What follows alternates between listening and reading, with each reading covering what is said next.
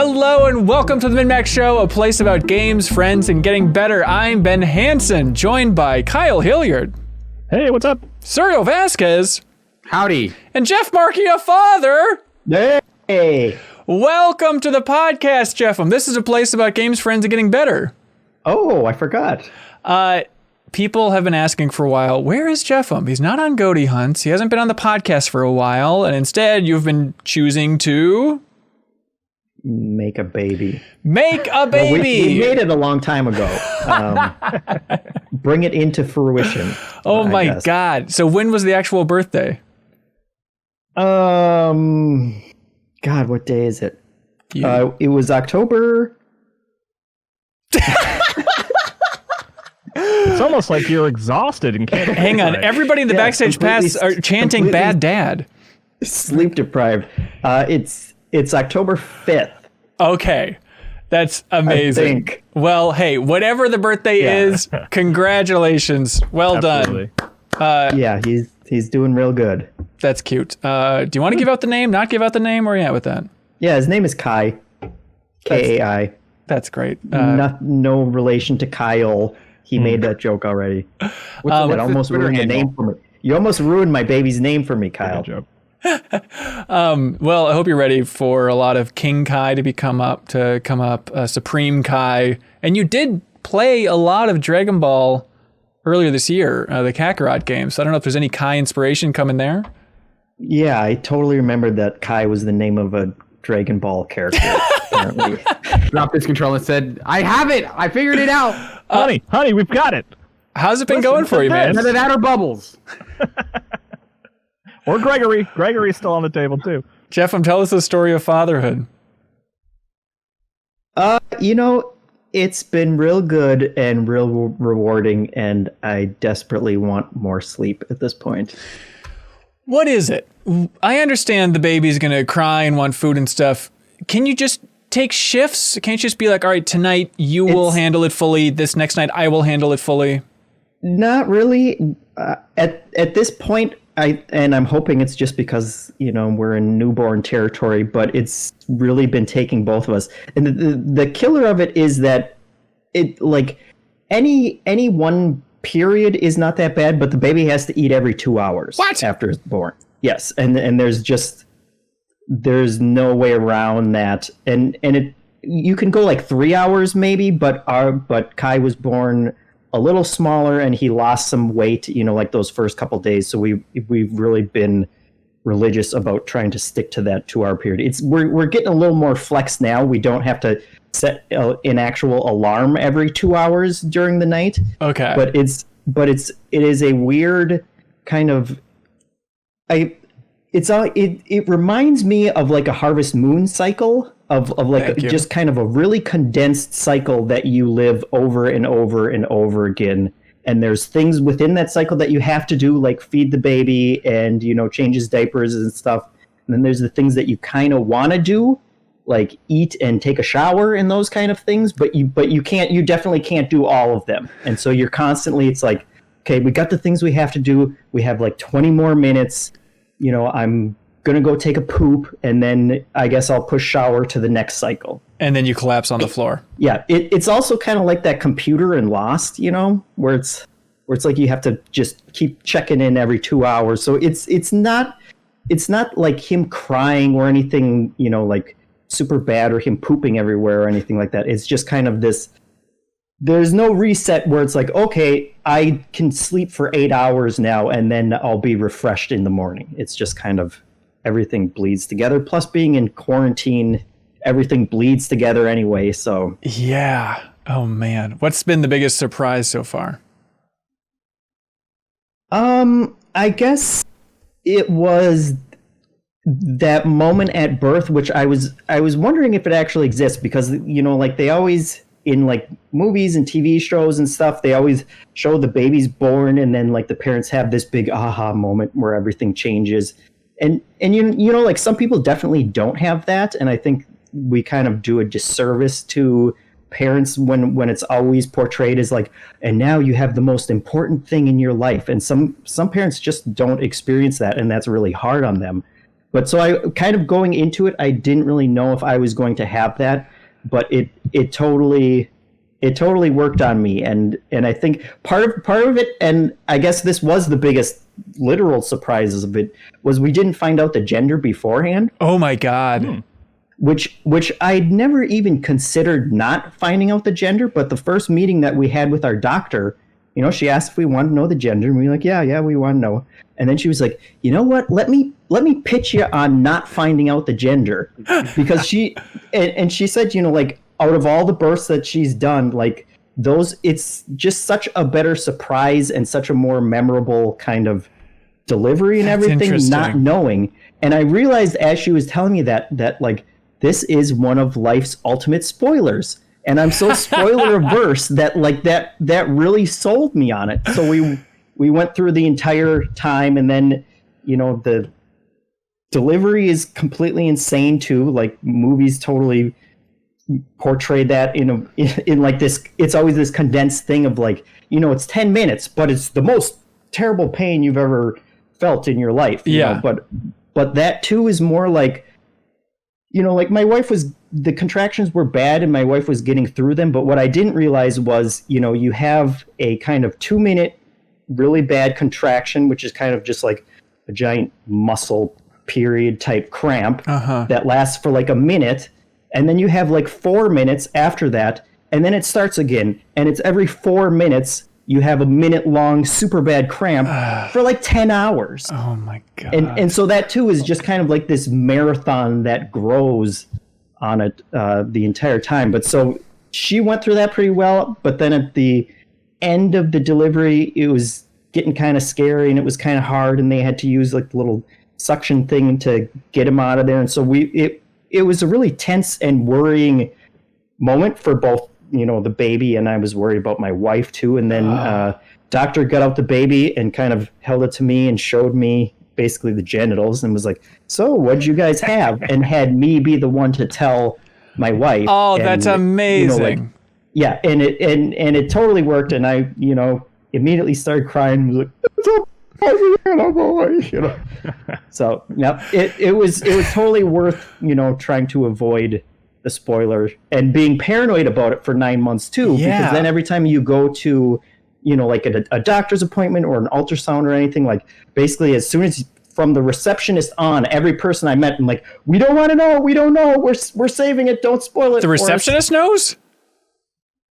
No. Okay. They don't actually know. So how does it work? Aren't you like looking at I'm spoiler averse is the problem. I understand. So. But aren't you looking at like ultrasound images and stuff? Like every time they see the genitals in the ultrasound, they're just like, whoops, like, no, hide that. No, they tell you at a certain point, like, okay, look away. I'm going to inspect the downtown. So if you don't want to know, look away. That's the medical term. Yeah. Kyle, I have never seen you have so much restraint as to being quiet the last 2 minutes. I'm stunned. I wanted to hear JeffM's story. I mean, I don't know. It's exciting. I'm really happy for you, man. Like, it's insane. Like, it was insane for us too. Like, that you're talking about that moment where everything clicks, you know? Mm-hmm. Mine was like, wasn't even seeing her. It was hearing her cry from behind a curtain. Ooh. And it was like instant, like, fear. Like, I was like, oh no, this is real. Like, this is actually happening. You know? So like, it's a wild experience, man. Yeah. And everybody knows it only gets easier from here. I don't know. Is that a thing to say? It dips. Like, it's hard now, and then it kind of gradually, you know, you'll get past a certain point where it'll become second nature. Oh boy. Well, congratulations, JeffM. Quite the accomplishment to you and your wife. But hey, we're not just talking. For giving me the time off and not having to worry about videos for a couple weeks. I was surprised. Like, before, you know, the birth, you're like, I don't know. I think I should be able to be good to go in the future. It's like, what are you talking about? Like, of course we're not going to ask you to do a video game podcast like a couple days after the birth of your child. It seems insane. Yeah, I mean, I figured I would take off a couple weeks, but, you know, this is kind of our first trial run on it, because, like, they're still just right outside that door if anything goes wrong. You know, I can run out there, but okay. Well, let us know. It doesn't seem like it should be that hard to pull off. But also, I need sleep at some point. So. Okay, you can fall asleep whenever you want. Well, you can fall asleep after we talk about some exciting things here. We can talk about Mario Kart Live Home Circuit. Kyle, we've both been playing that experience, that weird thing. We talk a little bit about next gen. Then we're going to get Leo on here. We're going to talk about Jackbox Party Pack 7. Of course, they keep coming. And Amnesia Rebirth. And then we have a bunch of great community questions, a lot of them pertaining to the fact that this is our 1-year anniversary. MinnMax was formed, October 24th, 2019. So let's see, your baby is 0, JeffM, and we are 1 as a unit, I think is how that works. There we go. May or may not have been born some point in October. Jury's out. We didn't want to know the gender either. Yeah, we still are trying to figure it out. Don't want to know the gender. What do you all remember from the earliest days of forming MinnMax? It was cold. That one time I almost slipped and fell on my ass outside your house. Yeah, it was frozen. That's when we knew this guy is rock solid and good to go for launching a Patreon. Cool as ice I was. We've released... So at the $10 tier, the Backstage Pass tier on Patreon, it's a lot of behind-the-scenes techie stuff. You can watch us stream all of our shows live. We share the notes. You can watch Leo edit, watch later, a lot of fun stuff like that. And so we just released our 2 first meetings. We recorded those meetings and released them as very, very raw, honest, revealing podcast for people to listen to. We also have the full cut of our pitch video that we're going to share with folks in the Backstage Pass tier. But listening back to those early meetings is so strange. It's, first of all, a lot of swearing. And everyone's like, why are you swearing so much? It's 2 things. I had a couple beers in me and I was really, really nervous. And so that makes me swear a lot. But it's so bizarre, us trying to map out how this thing is going to work. It's the fun part is us like pitching the different shows, pitching how things can go. But it's also just, I forgot that it was so much of hedging bets about like, I think some people will support us, but you know, if it's just a couple people, then maybe I can do some freelance so that this thing can actually be sustainable, and trying to figure out like what percentage I was going to be doing freelance video. And then it's so nice that it launched and the community came out in such a big and bad way that it's like, okay, we can actually, or at least I can focus full time on this MinnMax thing. And I think it's made it so much better. So it's a lot of fear in those early meetings. And then like a little bit of bravado. Like it's weird to hear us be so scared, but still like, yeah, we should do this. I should quit my job for this. This seems like a good idea. It's really bizarre. I mean, you certainly, I mean, one thing that sticks out to me is like almost feeling like we were putting too much on you, Hanson, because like for us 3 it was like this will be a good thing and it'll be fun. We're already kind of all 3 of us kind of pursuing our own things, but for you it was like a big active decision, and I remember like kind of like feeling bad for you that I like so much was being put on your shoulders, you know, like because you were the one putting the most at risk, you know. Yeah, it was scary because it's a lot of like, you know, I think this might work, and there's like, okay, but seriously, am I good for like spending $10,000 this weekend? Like, you need to let me know right now because this could really destroy me, guys. And it was hard to kind of be like, yeah, go for it, dude. You know? I know. But anyways, you can hear those raw actual meetings if you're at that $10 tier. Also, you know, as always, we appreciate the support. We appreciate everybody that watches or listens to this show and all of our content for free. Thank you for giving us the time of day, giving us a little bit of your attention. But at the same time, we also really, really appreciate the Patreon supporters. And so if you ever wanted to support us, now would be a great time. You can unlock those archival meetings and a ton of other content at patreon.com/MinnMax2ends. Thank you for all the support, everybody. It's been an amazing year. Well, it's been a wild year, I guess. Amazing for us and the growth of the community. MinnMax. Yeah. Jeff became a dad. MinnMax is going well. Everything else up in the air. Take it or leave it. Yeah, to be fair. JeffM, as part of this big celebration, we surprised you with a Nintendo Switch from the community. The community rallied and bought you a Nintendo Switch, which you didn't own before. Yeah. Have you had a second to play that thing? A little bit, yeah, but that was super surprising and totally absurd. They shouldn't have had to have done that. But I did totally appreciate it. And I think I said in the Discord afterwards, like, actually, you know, like I never really considered buying myself a console because I had a baby or anything like that. But it has already proven to be the perfect console because it's something that I can just pick up, play for 10 minutes. I'm not having to turn on the entire TV and dominating the living room and everything. I can just play it for a little bit while my wife's watching a show and breast pumping, and then put it down when I need to pick up the baby or whatever. And so it has actually been really great, and I do appreciate it, and it brought a big smile to my face, even though I didn't answer the door when Hanson brought it over. I was so worried. I'm like, this thing's gonna freeze out here. Someone's gonna steal it. But that's fine. What have you been playing on that thing then? I've been playing Breath of the Wild on there. Look at that. It felt like you can't look a gift switch in the mouth, I guess. That's what they're saying. I figured that seems like it seems like something the community would get a kick out of me trying to play that game again and see if I like it anymore a second time around. And what do you think? I've had a hard time figuring out if I'm enjoying it more this time because I've only played a couple hours and I restarted from the beginning again, and I can't really remember how much I did enjoy those first couple hours. Yeah. But I think it has helped massively that I have gone into it with different expectations than the first time I played it, and I know what I'm getting into. I already know the things that annoy me about it, and so it's a little easier to kind of mitigate those things. And I just kind of understand the pace differently. So it hasn't been as frustrating, and I also haven't been dying as much because there are certain things that I remember, like, oh yeah, like this thing totally killed me 10 times in a row the first time I played it. So I've kind of been able to mitigate more of the annoyances. And it is nice.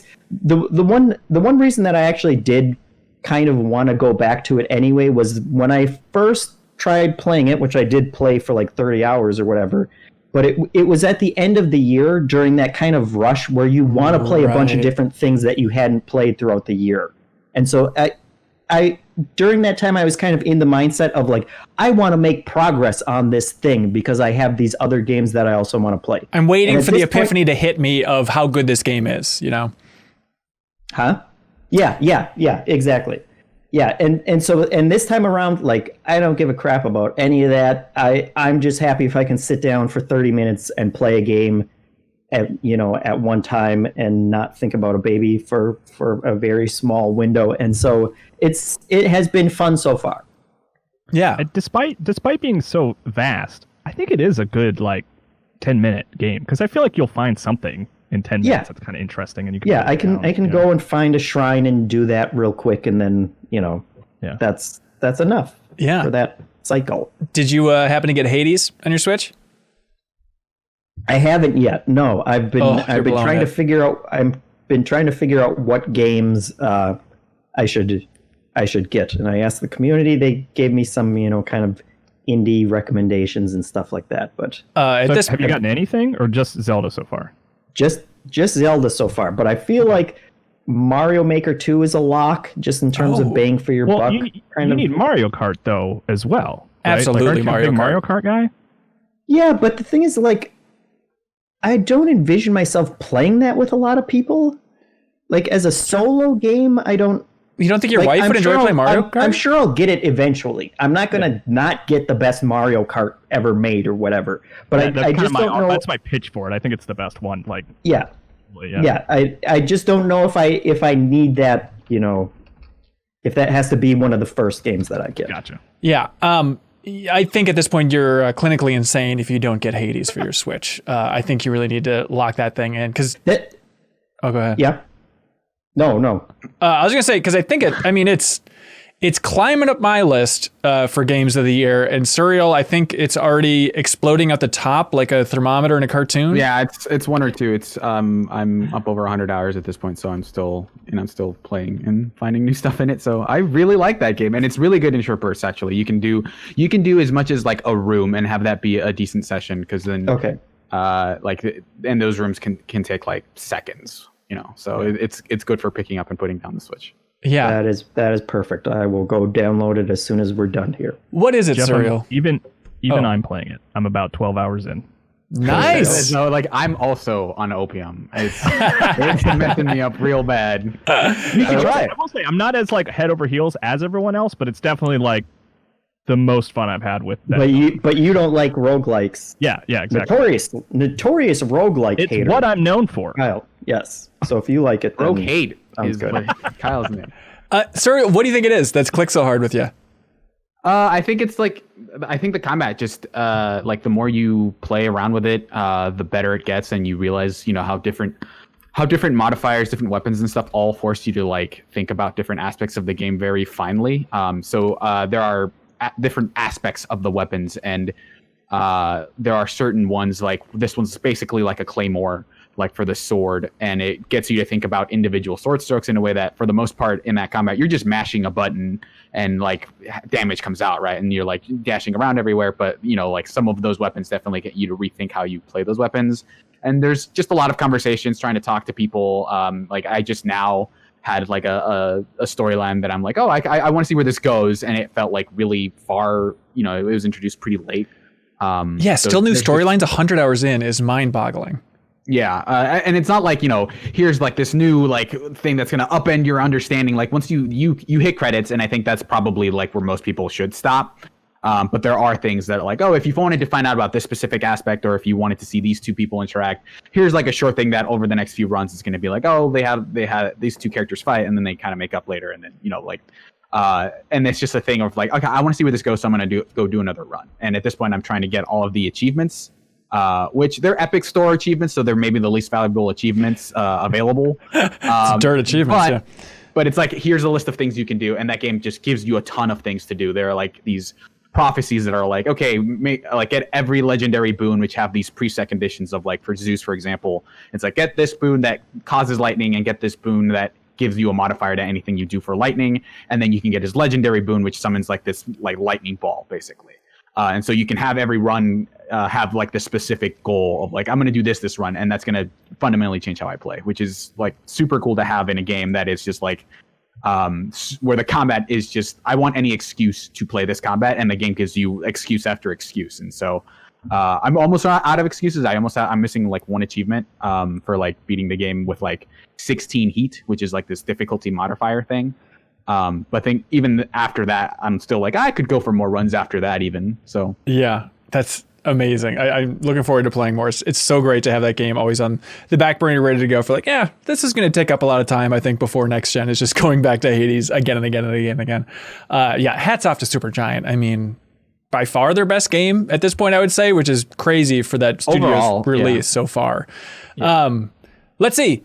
Kyle, I think we've both been playing one of the strangest releases of the year, maybe the strangest release since Nintendo Labo. I'm really trying to think. Yeah, I think so. It's up there. Mario Kart Live Home Circuit, which is... Yeah, can I just say it? I didn't hear anything about it, so I just saw that there was a title, and in our Slack channel, people were kind of talking about, Kyle said he got an extra copy, and all of a sudden, it's I have a Switch now, so I'm kind of interested in Nintendo things again. Of course, yeah. But then Charles in the Slack just said, does it work well on carpet? And I was what the hell has Nintendo done? So this is the new Mario Kart game that costs 100 bones, 100 coins, and comes with an actual RC car. And then you set up a physical track in your house and race the RC car around. And there's a camera on the RC car, and that projects the video feed to your Switch. So it looks like you're playing Mario Kart in your living room or across your body or whatever freaky stuff you're into. It is weird. Kyle, what do you think about it? It's interesting. It's one of the, I think I was talking to JV recently, and he said and I think he asked a good question, and he was like, how much novelty is it? What's the percentage? 85%. I'm with you. It's the novelty element of it is pretty high. It's cool though. One thing that it didn't really occur. Maybe this is dumb, but I didn't quite understand how the thing worked.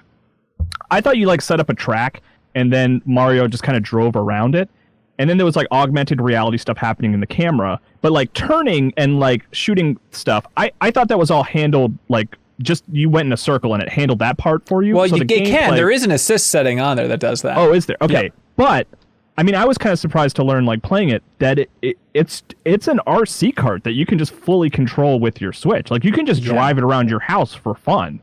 You know, you don't have to, like, connect it to a track or anything like that. So as a toy, I think it's really cool and really fun, and it is really charming to chase your cats around and, like, see Mario, like, driving, and the cats look huge on the camera, and then, like, playing with my kid, she was, like, dropping down on the floor and getting her face into it, and it was like, it looks wild on your Switch to, like, drive up to, like, a real person. But then when you go to play the actual, like, Mario Kart side of it, it's interesting, but it's not the most fun thing in the world. No, you don't got drift and stuff like that, but still they pack more gameplay in there than I was expecting. Just the variety in the courses, like, okay, we have a course themed after 1-1.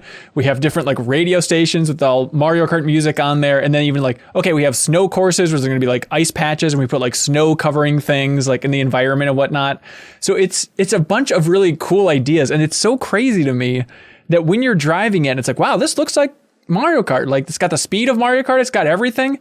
And then you look up from your Switch and look at what's happening with the car, and it looks so slow and so lame. And then you look at the Switch again, it's like, wow, I'm flying 150cc. Look at this. And it's like, in reality, it's so different. It's just a bizarre perspective shift, but it's like, it really got me just as a dork for, oh my God, racing under my table. Look how big my kitchen table is. Like, just that small guy, big world, Jeff Cork fetish or whatever. It is one of the best implementations of that I've ever seen in the game industry. I mean, talking about the cats, like, one of my cats, Keo, like, just didn't care. Like, I could drive up to Keo and he was just like, I don't care what this thing is. So it's so fun to, like, drive up to a cat, and the cat just, like, gets down and, like, looks into the camera, and Mario's just there, like looking up at the cat. It's so bizarre.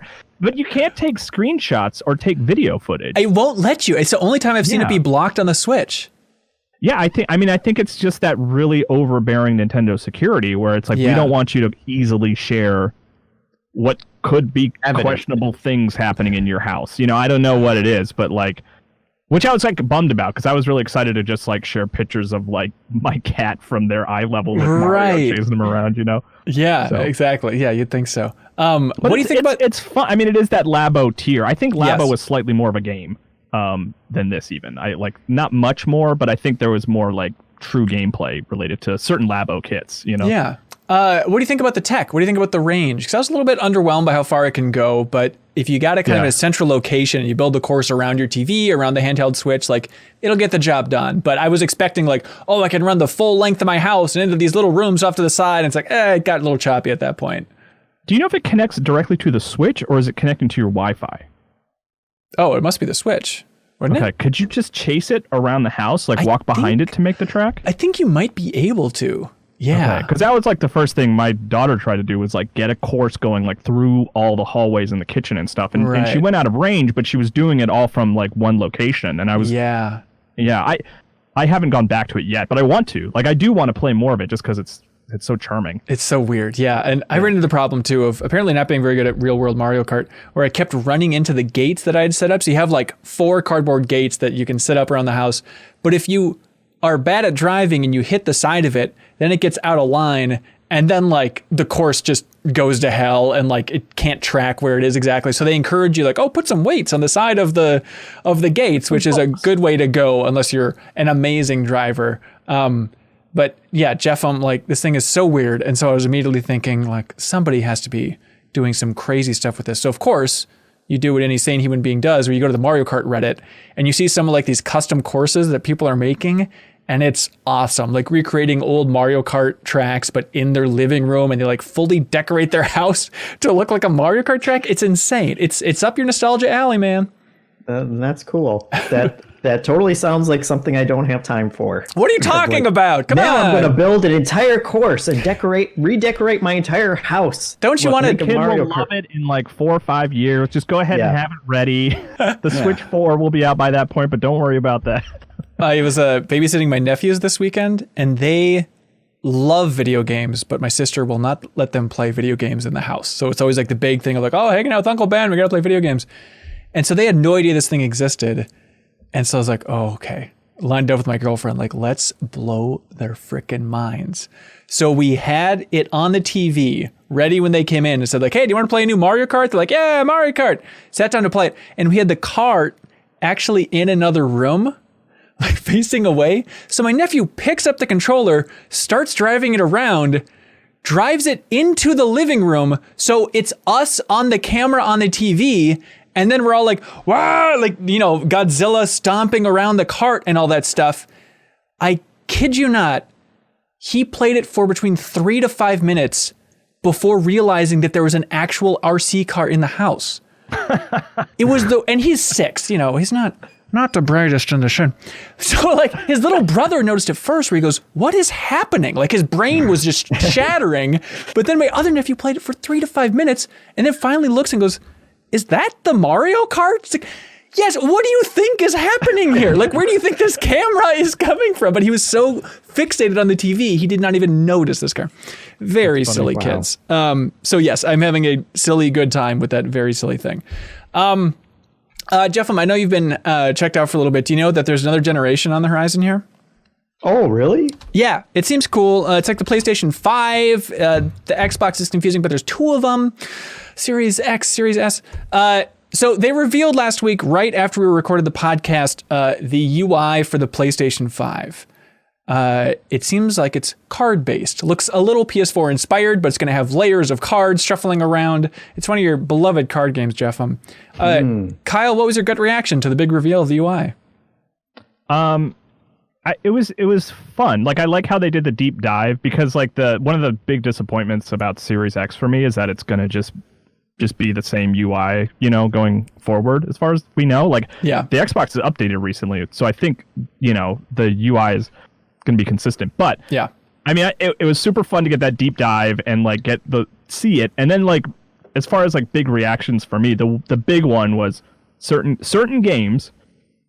We'll see how many people take advantage of this feature, because I'm sure it's really difficult to implement, I would assume. But like, they showed the Little Big Planet platformer, the Sackboy platformer. Yeah. And one of the things you do is like, when you hit the home button, you can see approximately how much longer it will take you to beat the level in front of you. That's really cool. Which I love. Like, that is, you know, adult gamer parent feature, like 100%, where it's, you know what I mean? It's like, it's late. How much longer is this level going to be? And if you pull that up and it's like 2 hours, I'm like, ugh, okay, I'll just stop here. Or if it's like 15 minutes and it's like, oh yeah, I'll finish this. Like, I love that. And I hope it gets fully implemented across the board. I hope it's a requirement in the same sense that like trophies are a requirement. It seems like a lot of that's going to be in the developers' hands. And I want to flash forward to the end of the generation and see like what state that feature's in, because even that idea of like, oh, you can build in guides, a little bit like when they first revealed the Stadia, where it's like, oh, we'll pull up YouTube for walkthroughs. But in this case, then it's just like, okay, if you're stuck, you can pull up a guide and pin it, and then it'll show you where to go in this level. It seems like really cool features, but it's like, what's the incentive for the devs at a certain point? I think first party will do it for a little while at least, but I don't know. I hope that everybody sticks with it, because it seems like a cool idea, but I just don't know if they have the man hours to really make the most of this. Yeah, I think where my head went was almost immediately to like, that's going to end up being like a community contributed thing, which gets into some weird questions about, you know, like who gets paid for that? Like, do people just like, hey, this is the most popular thing, so everybody sees it, and that person is just like not at all rewarded for it, which is maybe weird, but like I can see that being the case of like, hey, here's like something that, you know, like Sony approved, and here's, you know, how to get this thing in Ratchet and Clank, or whatever, you know, God of War, if depending on like how long that gets supported by developers.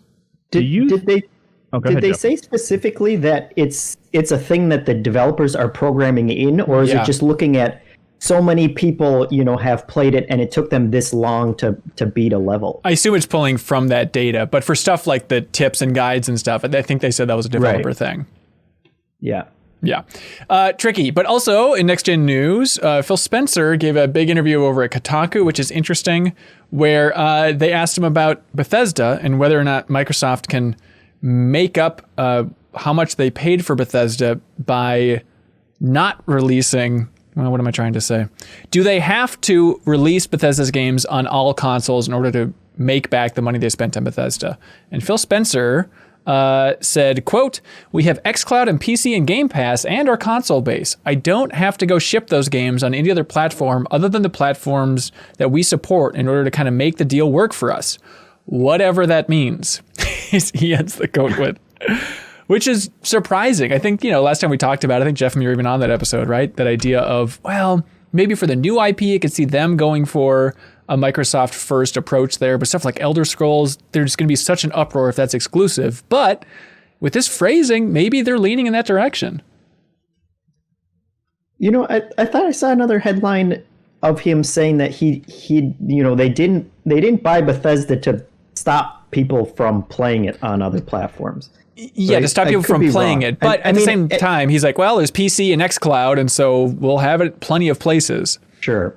Yeah, I guess, yeah, there's no incentive for him or anyone at Microsoft to lock down, how exclusive these games are going to be in 5 years when the next Elder Scrolls comes out yet. So might as well just kind of keep it vague and keep your options open. Yeah, exactly. See how dire it gets. He also said that he expects the Series S to outsell the X eventually, even though at launch, I mean, especially for a MinnMax poll we had on Twitter, it seemed like a slam dunk. Everybody's going for the X, but I thought that was an interesting take, where he's like, oh no, the value is going to bring this thing forward, and that will eventually outsell the X no matter what. So I'm curious to see if that comes true. But next gen is approaching, everybody. JeffM, anything else you want to talk about? Anything else you want to cover? No, I think that's it.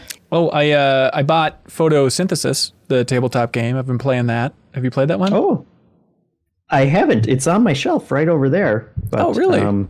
Yeah, it's one of the many I haven't gotten to. My wife and I were doing really good, and we were getting through a lot of games, and then it was like, okay, we probably have about 2 more weeks to prepare for baby, and so board games have been pushed aside for a while, but maybe at some we'll figure it out, and we'll start doing coverage again soon. Yeah, that'd be nice. But Photosynthesis, for a basic idea, it's strategic placement game, I guess you can call it. And you're building up trees and harvesting trees and collecting sunlight, and you're competing to put the other people that you're playing with in the shade so your tree can grow bigger. Every time I've played it, I've insisted on playing it to the Plants vs. Zombies soundtrack, because the idea of collecting sunlight and building up your trees to get bigger and more powerful, it's very fun. And it's nice to have a game that's good for 2 players and it's good for 4 players and stuff. So I've really been enjoying that tabletop game. But and I think it's a cool theme, which is one of the first things that attracted me to it. And when my wife saw it, she was like, "Ooh, we should get that one," because it has a much broader appeal than a lot of dungeon diving or anything like that. Yeah, for sure. It's one of those I'm like, I can show my hippy dippy parents a game about trees. I bet they get into this. Yeah. Well, JeffM, congratulations again, sir. Honor to have you back. You come back whenever you want, or you can go on a big retreat to Hawaii with your baby if you'd like as well. Perfect. Kai is Hawaiian for the sea. Oh, that's what his right. name means. Oh, and fun fact, I didn't tell you this before. One of my nephews, the one who noticed the RC cart, his name is Kai. So it's a good name. Checked out. Time tested. Now I got to change it. So. All right. Good luck coming up with a new one. 2 Kais. Yep. Do you want to clap out of here, dude? Yeah. See ya. Leo Vader, welcome to the podcast, sir. Thank you. Honor to have you. And as always, we go from birth on this podcast to rebirth. Amnesia Rebirth, that is. Oh, the new horror game out now that Leo's played a bit of and Suriel has finished. Yes, I finished it and done a couple hours after that. Oh, great. This was one of your most anticipated games of the year, if I recall correctly. Yeah, I'm a huge fan of Soma specifically, and what Frictional kind of does in the horror genre. So I was really, I was looking forward to this game a lot, because I think they have a pretty good knack about telling stories in the horror genre and not just being like, oh, it's a collection of monster closets that are spooky, scary. Right. And what do you think? I like it. I don't think I like it as much as Soma, but I think it touches on a lot of the same points as Soma, in that I think by the end of it, the thing that I liked most about it was the story, and not like, oh, I really like that, like being chased by this monster, which I think they've gotten a lot better at. I think Amnesia was pretty light on that stuff, where there's kind of an interesting backstory if you kind of dig through all the entries and listen to the flashbacks, but it was really hard to get a sense of what was actually happening in a grand sense. At some point, it just felt like, I don't think I was alone in this, where you end up in the last area of that game and you're like, wait, what am I doing? and in some of they just got so much better about like really making you aware of what was going on. And like, I think to me, that's still one of the best sci-fi stories in a game ever. Wow. And how it uses like interactive mechanics to kind of relay a story about, consciousness and AI and stuff. And this is a lot more personal. This isn't like, because it is more grounded, even though it's like there is kind of like monsters and stuff running around. It is less about like, oh, what would it be like if, this hypothetical situation, which is a lot of like fantasy stuff. It's more about like, how would you deal with this issue if it actually happened to you? And like what ends up happening is kind of pretty relatable, which is it's like, and that's exactly what I wanted out of this game, is like make me think about things that aren't just like, oh no, the monsters are really scary. What if I were attacked by a monster? And so like this specifically really hones in on motherhood in a really interesting way. Yeah. Like Leo saw it, it's like not a huge spoiler because we saw it in our Goaty hunt in the first hour, is that you find out that you play as Anastasia, I don't remember, Trianon, I think is her last name, but who goes by Tassi. And like about an hour into the game, you find out you're pregnant. And so because a lot of it is you have amnesia, and so like you're trying to piece together what happened. So like you're in you're in a crash of a plane, and you wake up and everyone's gone, and you're in the desert in I think like southern Africa, like middle or southern Africa, and so you're like in the sweltering heat. You can't get it. You shouldn't be out in the heat. Basically, you have to find shade, and so you're kind of searching for like, okay, what happened, and where is everybody? And as you're making your way, you find out all these notes, and you're like, oh, you realize you're pregnant. And you're pretty early on. And so like you have straight up a button that lets you like kind of hold your stomach and like check on your child and kind of hear its heartbeat. So that's like a lot of the interplay in the game then, is a lot of horror moments about like, it's coming for your baby. Well, like it's not like, oh, this monster is specifically after your child. It's a baby sucker. But it's like, I think what ends up happening is that when you're it has the same kind of fear mechanic from Amnesia, where if you're in the dark, it kind of starts ebbing away at your like fear or sanity or whatever. And looking at, monsters will kind of wear away at that. But there are certain prompts where it's like, if you see like your screen kind of like flash blue, you can hold your stomach and basically comfort your child, and that reduces your fear. Interesting. And so go ahead. I was just going to ask Leo, do you like this game? I think it's doing some cool stuff. When it's telling the story, it's got like these pretty illustrations that pop up with voiceover, like during gameplay, which is a fun way to mix it up. And I think the design does a really good job of not feeling like it's on rails, even though it is. Like you always feel like you're figuring your way through this location that feels real, not like a straight path. But it's like, I'm going to guess my way through, and I'm going to probably be right. Yeah, there's not like the equivalent of like chest high cover everywhere, where it's just like, oh, I'm clearly supposed to do this and then this and then this, right? Which I think is really cool. I think that, a lot of what Frictional is really good at is making very small interactions feel intimate. So like you're, manually opening doors, like instead of like just mashing E on all the drawers and stuff, you're pulling the drawers open and shut. There's a lot of like interesting mechanics on that. Like they kind of improve on some of the Amnesia stuff in that instead of you have a lamp still, but you don't have like the matchstick boxes, which you just would use to light lamps everywhere. Instead, you have matches, and so those won't last very long, but you light things along the way, and so you have to use those to see. But also, it's like I talked about this on the Goaty hunt, where it's like you kind of feel good about like, okay, I was able to figure out what the best path for me to use this match and light like 3 candles basically along the way is. So you feel like you're using up resources really well. And you have a lot of things where it's like, at some point, they showed this off in a trailer where it's like, here's a locked door that you can't get through. It's like this giant door. And the whole point is you're supposed to use this kind of decommissioned tank to burst open the door. And that's like a pretty obvious thing because there's a cannon pointing at it and you're trying to figure it out. And so you like a lot of it has to involve with like, okay, I'm rotating my mouse basically, or like moving this thing to move this part of the tank so I can align it correctly. And you're like the ways that that game has you interact with machinery is really cool. And then it goes like some really interesting places in that it asks some like interesting moral quandaries, especially towards the end about like, okay, you like as a mother, how would you deal with this, right? And those end up being like kind of my favorite takeaways because, you know, a lot of games nowadays, especially like big ones, are about dads and stuff. I'm like, oh, like, but they don't really deal with the idea of being a father like explicitly. And they kind of just say, okay, yeah, this character's following you around. Don't worry about him. Like, we're not going to do anything. Like, we're not really going to have you worry about their fate or whatever. I think Death Stranding is the best motherhood game at this point, right? Yeah, exactly. And this feels like this other really strong game where like they really hone in on that and make you feel for like, okay, like this is a really desperate situation. This isn't like what I would want to happen, but I don't know that if I put in this situation, that's what I would do. And there are some cool things, even watching the playing the game again and being on the Goaty Hunt stream, I'm kind of piecing together things of like, oh, they were actually kind of teasing this thing from later on in the game, pretty early on. And that's like a really cool thing to go back to replay a game and see. So cool narrative stuff. Mm-hmm. I think there's a certain percentage of this audience listening or watching this show just saying like, I'm just looking for a cool new horror game to play. Is this game or is it too focused? Like, Leo, do you have a sense of that? Of what? Just like if you want a good horror game to play this year, is Amnesia Rebirth the way to go? Should you go back to the original?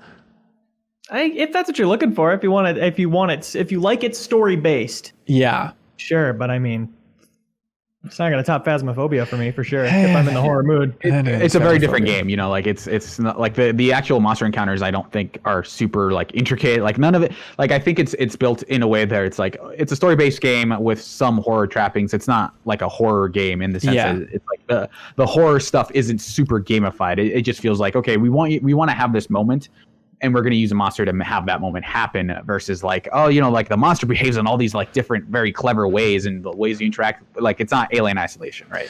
Yeah. Or even Phasmophobia. So think of it going that way. It's not going to be this huge procedural thing, but I think that some of the horror stuff does work. It ends up introducing some interesting enemies, especially later on. Is this cracking your top 10? Yeah, I think it's up there. Oh, up there. I think it's probably in the middle, depending on the Jesus, all right. Games that I think I'm still kind of figuring out, but I would be surprised if it wasn't on there. Yeah, Amnesia Rebirth, everybody. A game that, of course, is just a shoe-in every year in my top 10, I guess. Jackbox Party Pack. The new one's out. Jackbox Party Pack 7. Yes, Leo? I think we should have each 5 games in each pack distinct entries. That's interesting. And that would all make the top 10. Yeah, and it would just conquer, the 2 10s that we'll create at the end of the year here for MinnMax. Yeah, I mean, we can do whatever the hell we want. Might as well really make the most out of this thing. It is one of those things that's it's getting increasingly bizarre to still have these released this way. Obviously, it's doing well. I love that team in Chicago so much, the Jackbox team. And so if it's supporting them, that's great. But it is becoming that little bit of a silly idea of, I really want to play this Jackbox game. Which, was that in 4? Was that in 3? It's like, I just want my one landing page and I'd happily pay for all these games individually or as they come, but just give me the one app to launch at this point. Because it's getting crazy. But they are coming like such a long ways on the tech side of it. I would love to see like a remaster of here's all of these old games with our new infrastructure, whatever we're doing now that has it able to like take pictures to pop up on screen, like pictures of yourself. Yeah. Go with your name, and like rejoining has become a lot better over the years. Like I would love to see them bring the new features they have, the new quality of life stuff into the ray tracing. The ray tracing, absolutely. Yeah, that would be so nice. And even just next year, just release it as the Jackbox Party Pack Mega Pack and make it, some tech improvements for those old games. They can charge $30 for it. Like, that'd be great. And then just make that the starting point moving forward. I'd pay anything. Kyle, what kind of games do you like in Jackbox Party Packs? Just in general? Yeah, just in general, man. Well, I haven't played as much as you guys, but like Whiplash is always probably the best. Like, you can't go wrong with that. I like the rapping one that was a few packs ago. Madverse City? Yeah. So silly. I also... there was the one that was like really inspired by Twilight Zone, where like Split the Room. It was like about the voting and stuff. Yeah, so those are probably up there for me. Yeah, interesting. Split the Room. Yeah. So this has Jackbox Party Pack 7 has Quiplash 3, which I feel like Quiplash is always just the reigning champion in terms of just speed to comedy ratio. Like, it is clean, gives you a prompt, you type in what you want, and then people vote for the answer that is funnier or is better. I feel like as much as I love Quiplash, third time around, it's not the star of the show this time around, but it's still such a beautiful chestnut of a game. Yeah. They fixed round 3 in it as the big thing. What was round 3 in the first Quiplash? Well, that's like The Last Lash, wasn't it? Or was that the one where they'd have like comics? Too, definitely. That's one I remember more. That's either you make 3 words off of these 3 letters, or you finish right, or whatever. And then everyone kind of had like stacked ranking, right? Yeah, it always died in the 3rd round for me. Yes. I wanted to restart the game after round 2 was over every time. And the fact that Quiplash 3 finally has a worthwhile round 3, that makes it like a very important entry in this pack for me. Yeah, so how does the round 3 work this time around?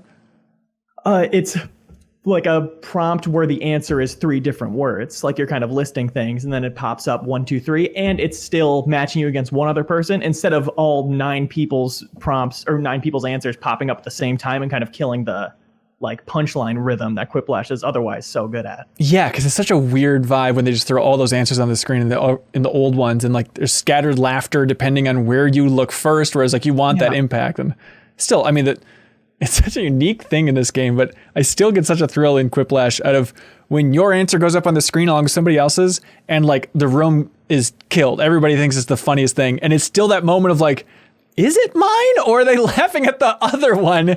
You know, half the time I think is more or less funny. You know, it's like, I still don't know. And maybe the room isn't even agreeing on why this has really exploded in this way. It's still just awesome. But Leo, what do you think about Party Pack 7 in general? Unquestionably one of the best packs they have. Yeah. Maybe your favorite game isn't in it, but I think like the sheer quality overall, there's no misses in it for me. I think it's 5 great games. Yeah, I'm totally with you. I think it's really, really strong. I think it's probably top 2 of all time for party packs. Just on, I played one night, but I think it's a great pack. The most interesting one is The Devils and the Details, which is kind of like their take on almost like a space team type thing where it's co-op, but everybody's scored and you can be a little stinker if you want, but it's like a sitcom-like environment, Kyle, where everybody plays a little devil that has a different role in the family, and everybody has different tasks they need to do in and around this house. And so it's a lot of shouting as this timer's going to like, I need to get to the grocery store to pick up bread. Can somebody give me directions real quick? And then on somebody else's screen, they'll have directions. So it's basically just an excuse for everybody to scream for a long time and hopefully get some things done. Which I wonder how that works in Discord versus how it would work in a party setting. Like Discord, everybody yelling over each other to try to communicate what they need to communicate is kind of difficult. And I wonder if you're in a party setting, you can kind of like pair off and not show each other your screen. Obviously, that'd be cheating, but kind of like run over to someone and tell them stuff.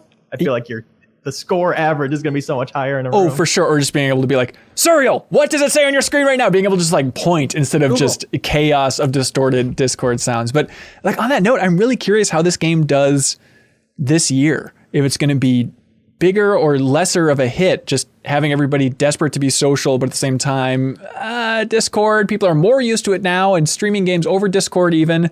People have understood that tech more and more this year with the quarantine. But what do you think, Leo? Bigger success or lesser success for them?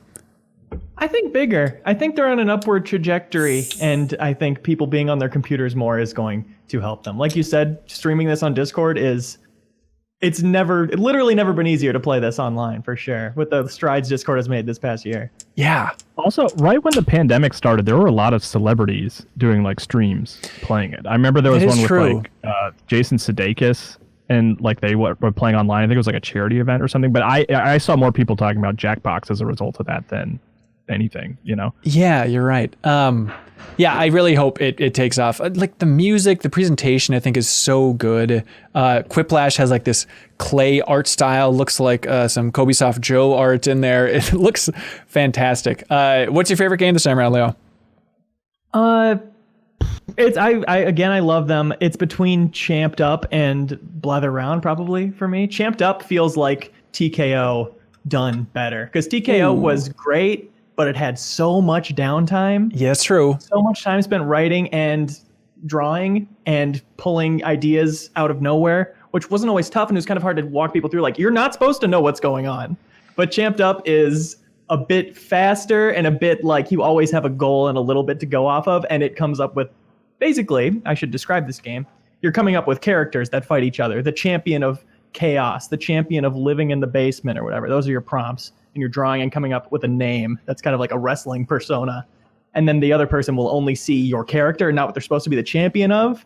So the reveals are very funny because one person is like trying to figure out what it's the champion of. And sometimes they'll get very lucky and it'll be absolutely perfect. Yeah. But lots of funny moments out of that, and the pace of it, I think, is much smoother than a lot of the drawing games they've had. You're right. Instead of like that slow early burn for TKO, even though TKO can be so funny when it eventually pops. But yeah, that one's great. And like I like the idea of swapping in like somebody that was eliminated earlier in Champed Up. Where it's like, oh, suddenly this weirdo returns out of the blue. It's like, oh my God, I thought he was defeated so long ago. But I think it's got a fun presentation.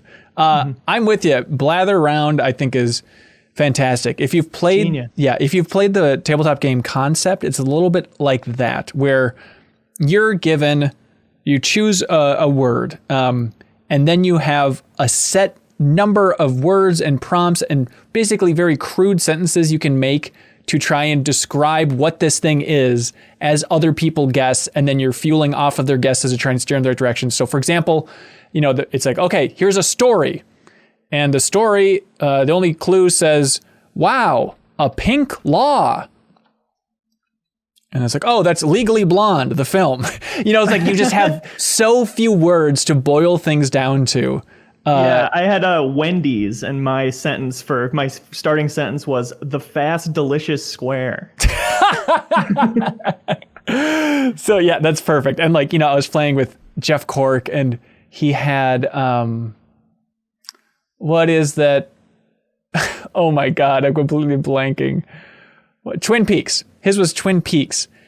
And so one of the clues was like, because other people were guessing different stories, and so his best clue was, it is definitely not Star Wars or the Avengers. I was like, what? Like, what a clue is that? But like, that was him trying to steer us from like, it's weirder, it's smaller, it's more indie, So if you're just into like weird thought experiments and different ways to describe things that we're all very used to, it's a great one. I really like it a lot. And it's fun how much better you get at it. Like playing with the same group of friends round after round, you're like, we're getting more and more on the same page of how we're able to best describe things. It's very fun to play with the group. Yeah.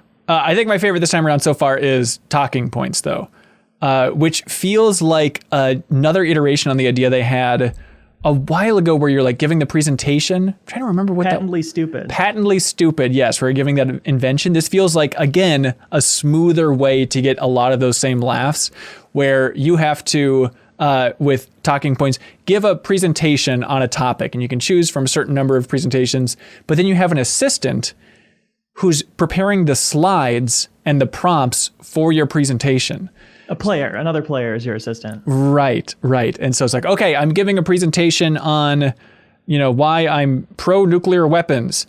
And for my first slide, and then it's just like a picture of a monkey sitting at a business table. And it's like, this reminds me. So it's just like trying to play along with that. And then everybody else on their phones is like ranking the quality of each of your presentations. But that like killed. I don't know how it played out in your world, Leo.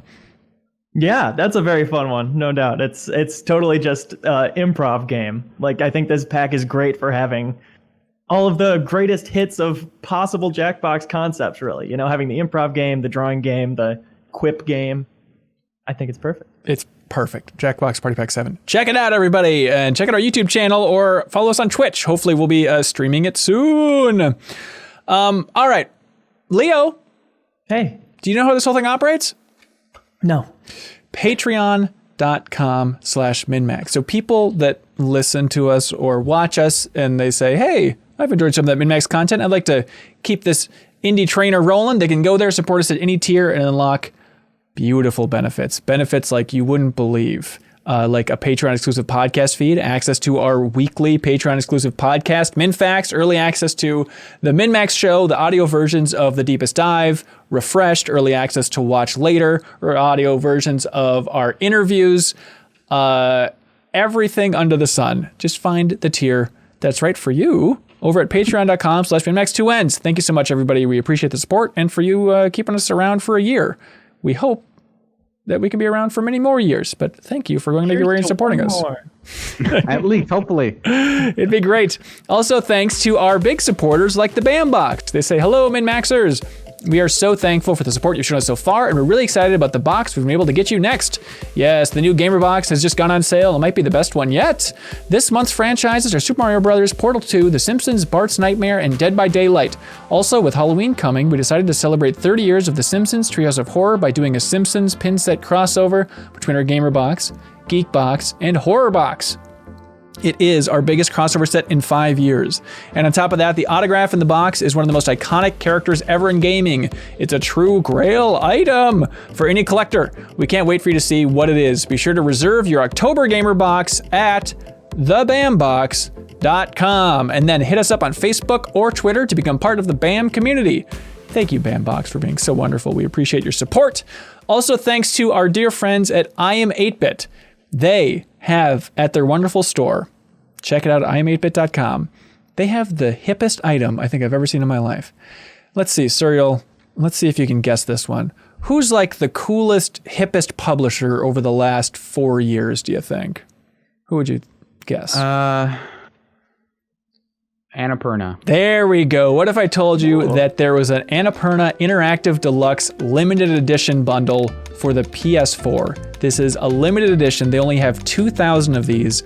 Ultra premium, custom designed folio package, exclusive forward from Annapurna's founder Nathan Gary, exclusive statements from each game's creative visionaries. It's region free.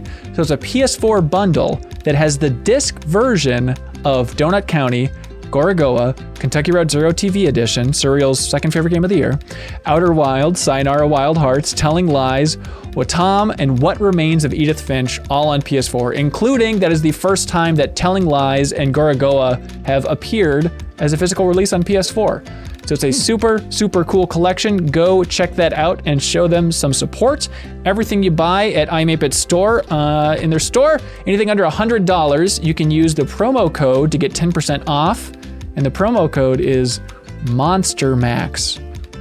All caps, no spaces. Monster Max is how you get 10% off everything in the I Am 8-Bit store as long as it's under $100. Thank you to I Am 8-Bit for supporting MinnMax in a huge way. You can support us as well and make the show better by submitting a question for us to read on the MinnMax Show podcast. If you support us at any tier on Patreon, you can submit a question, and we choose our favorite question every single week, and we ship them out an amazing prize. And this week, thanks to I Am 8-Bit, they will be shipping out the Teenage Mutant Ninja Turtles Turtles in Time vinyl soundtrack. Beloved soundtrack on a cool vinyl presentation. So thank you to I Am 8-Bit for shipping that out. And let's see who's going to win this sucker. Because you know what, Leo? It's like every round of community questions, it's like a competition, a friendly competition, you know? Yeah, I'm always curious. Is it Ben Hansen is 8-Bit or is it really I Am 8-Bit? I never know what the name of the product is. Oh my God, this 1 year that we've been doing this, we haven't been clear. It's I Am 8-Bit. Literally. It doesn't answer the question, Hansen. No, you don't understand. It's I Am 8-Bit though. Okay, right. First question comes from Grizzled Gaming. They say, happy anniversary, gang. Thank you. And Ben, tell Leo Grizzled Gaming says hello. He'll know what it means. Got it. Cool. This question is aimed at the PC gamers among ya, but do you typically buy your games outright? Or have you been taking advantage of services such as Uplay Plus, EA Play Pro? I used EA Play Pro to play Jedi Fallen Order last year for $15. And it's wild to think that I could do the same this year for Assassin's Creed Valhalla and Watch Dogs Legion. You don't hear much about these two services. Why do you think that is? Grizzled Gaming, it's confusing. But it is definitely to the point now where if you do your research, you can find some very cheap ways to play a lot of games. What does everybody think about these? It's kind of sunk cost fallacy for me all the way through. Just owning all the Ubisoft and all the EA games I would ever want already before they came out with those services. And now it's like, if I was getting access to a backlog I was interested in, it'd be a great proposition. But at this point, I don't really care. Really? But I'm kind of intimidated by those third-party companies. Maybe I shouldn't be, but like I'm always like, I don't, I'd rather just go directly through Steam or something, you know? Yeah, and I feel like you can only have so many gaming subscriptions. And when Game Pass is such a good deal, I feel like, well, if it's that good, they'll throw it in Game Pass eventually. Yeah, I think there's also like the idea of having to keep up with that stuff of like, well, I have to... if I want to play Fallen Order for $15, I'd have to subscribe, play through the game, and then unsubscribe. And then if you're doing that with multiple services at a time, if you're like the kind of person who plays multiple games, then you have to set all these reminders. And so like I think just buying the game outright whenever it's on sale or for full price if you're that type of person is like this easier, cleaner transaction. And I think, a lot of people have a bunch of other subscription services that are like that are already hard to keep up with. So I think there's like this weird mental tax on having all these different subscription services, even if they could end up saving you a bunch of money, like instead of having to buy the game for $30. Is a notification in your phone worth $45? Like, well, yeah, absolutely. But still, there's something there. But Leo, I'm stunned. Like, you're going to get Watch Dogs Legion. Why not just get this and then cancel it? Well, I'm not going to be done playing Watch Dogs Legion in a month. Whatever, 2 months. Still, you'll save money, right? It won't even be out. I don't know. It'll catch me later, right? Like, it's a great idea at first, and then I'll forget about it, and then Ubisoft won't have released a game in 6 months, and I'll still have paid for it that whole time. Yeah, you also, I just like those are like the question of whether or not you actually own games at this point. It's like could all be taken away from you at some point. Kind of scares me. Like I still buy physical games mostly, but mostly because it's easier to share them with my wife. Like that's our big thing, you know. Because it gets, I mean, there are things you can do, like you can have your home account on another Xbox and like, you know, play on this Xbox with all, but it's like, if we just have a disc, it's just so much easier. And it's like, totally you own that game. There's no question about it. That license can't be taken away from you in the future, you know? Yeah. Far as writes in and says, hey, cohorts, do you have any predictions of who will be the first good mass market game streaming service? Also, P.S. Ben, please perform the next line in your best What About Bob impersonation. All right, this is a deep cut, but we got to do it because we appreciate our Patreon supporters. Get out of the car! All right, that's from What About Bob, ladies and gentlemen. 1993's greatest film, second to Jurassic Park. And it's probably the greatest, but also second to Jurassic Park. Anyways, it's simple question. What is going to be the first good mass market streaming service here? Do you think Amazon's Luna is going to take it? Do you think Stadia's going to take it? xCloud, where are we leaning? xCloud. Great. People are already actively paying for it. Yeah. I think you could make. I don't think it's too much of a leap to say that at some point Valve might step in and say like, hey, you pay us $15 a month, you can just stream your library or wherever. You can put it on everything, and we have apps or whatever. You can put it on your phone, which they already sort of do with some of their like Steam Link stuff. Right. But that's more like a local solution and not like, oh, I'm in a hotel room, or you know, not that happens very often now, but like, you know, if you're looking for a streaming solution of like, I don't want to have to download this game, I want to just stream it. You can just buy the game, and then, you know, if it's attached to a platform like Steam, which I think people have come to see as reliable, I think that could be huge. I think. I mean, Nvidia is already kind of offering that. And yeah, I feel like people aren't really taking notice of that. That's true, but I think it's because like, you know, people haven't set up shop with Nvidia yet. Of like, oh I buy all my games through the Nvidia store, and I think that's what Steam has as an advantage. Is like that's where people go to game on PC. Well, that's what I'm saying. Like with the Nvidia streaming service, you can play all your Steam games. Right, but I think there has been like some licensing issues of like they didn't tell the developers and stuff that they were doing that. So I think Steam would have like, you know, if they were to tell an indie developer, it's like, hey, now people can stream your game, and so if they can't run it, they can still play it. I think people would be more likely to trust them than like Nvidia. Yeah, but I do really think it's Microsoft, because I think because it's already like when it launches, it will already be available to people. Like in a few months, they'll realize it's an option and just start, and they'll try it. You know, they already pay for it. It's there. You know what I mean? So I think that gives it the leg up in terms of long-term potential success. What do you think? 1 year from now, what is the state of xCloud? Is it in that PS Now arena of like, technically it's a feature, or is it, I mean, will you know anybody that uses xCloud on a regular basis 1 year from now? That's a good question. I think it's going to be the first. Yeah, I think it'll be like, it's that thing of like, it'll be not totally forgotten, but it'll be on that like list of cool things about Game Pass. It's like, when you list off the things, it's like, free first party games, I get EA games, I can do that streaming thing. It'll be like third on the list of when you're thinking through why, like when you look at your bank account and you're like, why am I paying for this? And then when you think through it in your head, that's the list you'll come up with. I also think like the best case scenario is that it ends up not being talked about much, and like it's just about like you don't talk about like, oh, I was streaming it through like Netflix, which is a great, fantastic service that everyone loves. It'll be like I watched this movie on Netflix, and that'll be like the one mention. It'll be like, oh, I played Final Fantasy 16 on xCloud, and that's just where it comes up in conversation. So it's not like people don't rave about their favorite streaming service. It's more like they like the media that they play on them. So it'll just be a thing like, yeah, I managed to play Final Fantasy 16. I played God of War, or like, well, probably not God of War, but Halo Infinite, and I played like, Cuphead 2 or whatever. And so like they just happened to play them through xCloud, and that's how they got them, and they're not going to be like constantly talking up xCloud. So you might not hear about it a lot, but I think it'll just be quietly humming along in the background. Yeah.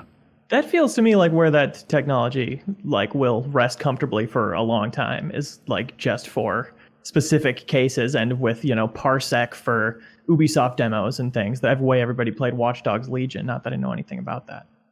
Yeah. But as far as in consumers, it's like consumers have had the chance to use this technology for a long time and have opted out.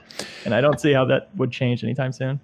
Yeah. I mean, Stadia was swinging pretty big this week by announcing, hey, we're going to have a bunch of free demos on Stadia. You can just jump in there and play those things. They're going to have a demo for Immortals Phoenix Rising, ladies and gentlemen. Ubisoft's big game coming up soon. It's going to be out for like, I think a week, but it's an incredible opportunity to play that game. You will be playing it on Stadia. They also released a demo for an upcoming Pac-Man game called Pac-Man Mega Tunnel Battle, which is the Pac-Man Battle Royale that everybody's been craving, but not. I think there actually is another game called Pac-Man Battle Royale. This isn't that. So this is basically the equivalent of what they did for Super Bomberman, where it's like, okay, you have your Pac-Man grid, and then they stack a bunch of other people also in their Pac-Man grids, and then you can unlock the ability to travel between the grids. I played it a bit, and not great. It's not the highest production. I'm sorry, Leo. And it's a little bit... It's kind of a janky Leo, game. It's okay. Leo. They still have the music. He goes wampa wampa wampa. You can put a hat on Packy. They got things for you, man. Is that the sound he makes? Wappa wappa wappa? Yeah, I think so. Appa appa appa. Avatar fan. Yeah, but it's kind of like a janky game, and so it's tough to tell how much of this is Stadia versus just the game itself. It's kind of in that limbo of, I think some of it might be on Stadia's end, but also it's a pretty low budget from Namco here, so it's tough to get a read on Pac-Man Mega Tunnel games Battle. that you play and you're like, yeah, Tetris 99 is pretty good. Yeah, exactly. Or a lot of other battle royales are pretty good, and this is just not the greatest implementation. And it's going to be $20 when it releases as well, so it's like, ugh. But who knows? I was interested to see Stadia pushing those demos so hard. I think a lot of people will check out Immortals if it's like the only way to play that demo at that point. It seems like a good reason. You can always extort people for sure. There's no doubt about it. But actually, in terms of like Stadia really pulling out all the stops here, I thought it was fascinating that in the last Cyberpunk 2077 Nightwire City video, they reversed themselves and said, actually, Cyberpunk will be available day and date on Stadia, which they previously said was going to be a later date. But I don't know if Google was just like, for love of God, CD Projekt Red, we'll give you all the money in the world, or we will just give you these engineers, please make this happen. But I think it's still now a big deal to have that game available on Stadia for folks. If they really push that in marketing, like... And if you couldn't preload... You probably can, but if you couldn't, then you could play it sooner on Stadia than anything else. That's an interesting point, yeah. But there is something about like, you can play the PC version of this, the best looking version of this game, before the next gen version is technically out for the consoles. So I'm curious to see how that tech works and what their messaging is about that, because it could be an interesting way to play that game for a lot of folks. Philly Eat Steak. He says, woo, congrats on the year. Woo, thank you, Philly. My question is unrelated to your anniversary. All right, let's see who else has got one. An attack, but no less timely. Next week, Little Hope releases, which is the second entry in the Dark Pictures anthology. I adored Until Dawn, but was lukewarm on Man of Medan, so I am cautiously optimistic about Little Hope. What worries me is on the PlayStation Store, there's a bundle of Man of Medan and Little Hope, and is referred to as Volume 1 of the anthology. I'm worried this is being treated as a possible stopping point for the franchise if it doesn't do well. What do y'all think's going on here? Extra congratulations to Jeff Markey, a father. Yes indeed. What's going on with this? I love that approach of what they're doing. Like, I have same kind of take as was it Philly Cheesesteak Man? Is that his name? Philly Eat Steak. Yeah. Okay. Nailed it. But like I really liked Until Dawn. Was also lukewarm on Man of Medan, but I'm more excited about this one. The premise is more interesting to me for this one because this is spooky witches. Yeah, you're like in a small town off the beaten path with like, with like which is, I don't know, something about being on the boat just wasn't that interesting to me. It's such a weird specific thing, but I was like, I don't want to be on here. So I hope it's successful because I want them to maintain that model. I like the idea of shorter, sort of scary games rather than like waiting a long time for a big, long Until Dawn experience. I'd rather have the sort of isolated, play around with the genre more episode to episode, you know. So yeah, but that is a good point of like, if this one, I don't think Man of Medan was like a huge hit. I think it did. I would assume it did fine. Yeah. But I mean, it is kind of make or break with this one. Hopefully, we'll see. I don't know. Yeah. I'm very curious to see how this series goes on in the future. Because I remember, you know, when their explanation of what Dark Pictures Anthology was, so like, I think of it like The Legend of Zelda. We'll just release games under this banner. And I hope that they're there, but we'll see. An Attack Corgi writes in. Wait, hold on. They used a huge franchise that releases like every 5 years. Because people were confused about like what this means, if all these games are going to be connected, if it's episodic. And they're like, no, it's just like a naming thing for different games. Okay. It's like Zelda. You play it on your console with a controller, and there's a guy in it or more. A guy in it or more. And the title does not reflect the protagonist, which will confuse everyone for decades. Okay. Yes. There's no character named Dark Picture Or Little Hope. And I'm Little Hope, your sidekick. I'm the Man of Medan. An Attack Corgi writes in and says, we all have one game idea, that one pitch that we'd make if we worked in game development. Give me your most complete video game idea elevator pitch. And after you're done, the other panelists have to green light or ignore the game. Oof, ignore is a tough, brutal word. This was a scary one because, like, I guess there's some ideas for games floating around in my brain, but I don't know if I want to share them. But like, what am I talking about? I'm never going to make these stupid games. I'm sorry. I'm laughing at the idea of like a developer pitching a game to a studio head, and the studio head just like not ignoring them. Not looking at the documents and just 3 out of 5. Yeah. Away in their chairs. Yeah. They're running them down the hall, and he's like just like power walking, trying to avoid them at all times. Let's see. Does anybody have a game pitch? I wrote a design doc for a VR chat server game that I was going to make with my friend, and we're probably not. So I'm just going to put it out there so anybody can make it and send it to me, and then I can play it. Yeah.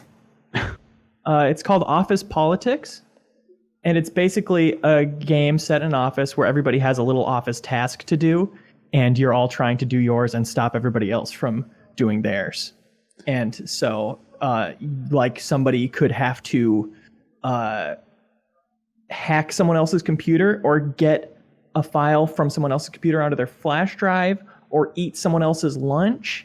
And so there are these important objects that people are like hiding from each other or chucking across the room. Right. They're trying to dupe each other into letting you complete your task. And if people leave you alone long enough, you can work at your computer. And if you work for 2 minutes, then you can win that way by just blending in. I have like a 3-page document about it. And if really? Wants to make it, I'll send it to him. That's impressive. You could still make that, man. Yeah. Have you wanted to make a game in your life before? For sure. For a long time, I thought that was the path my life would go on. Go on to make games. And then I just kept trying and kept being too dumb for it. My brain cannot handle the things that programmers have to handle in their brain. And then Media Molecule give you dreams on a silver platter, and it was like, dumber, please. Yeah, even dumber would be great. Media Molecule. That's good. Unfortunately, I'm going to choose to ignore it. I love it. Green light. Boom. I'll green light it. Wow. All right. No return on investment here, guys. It's a VR chat server. Look,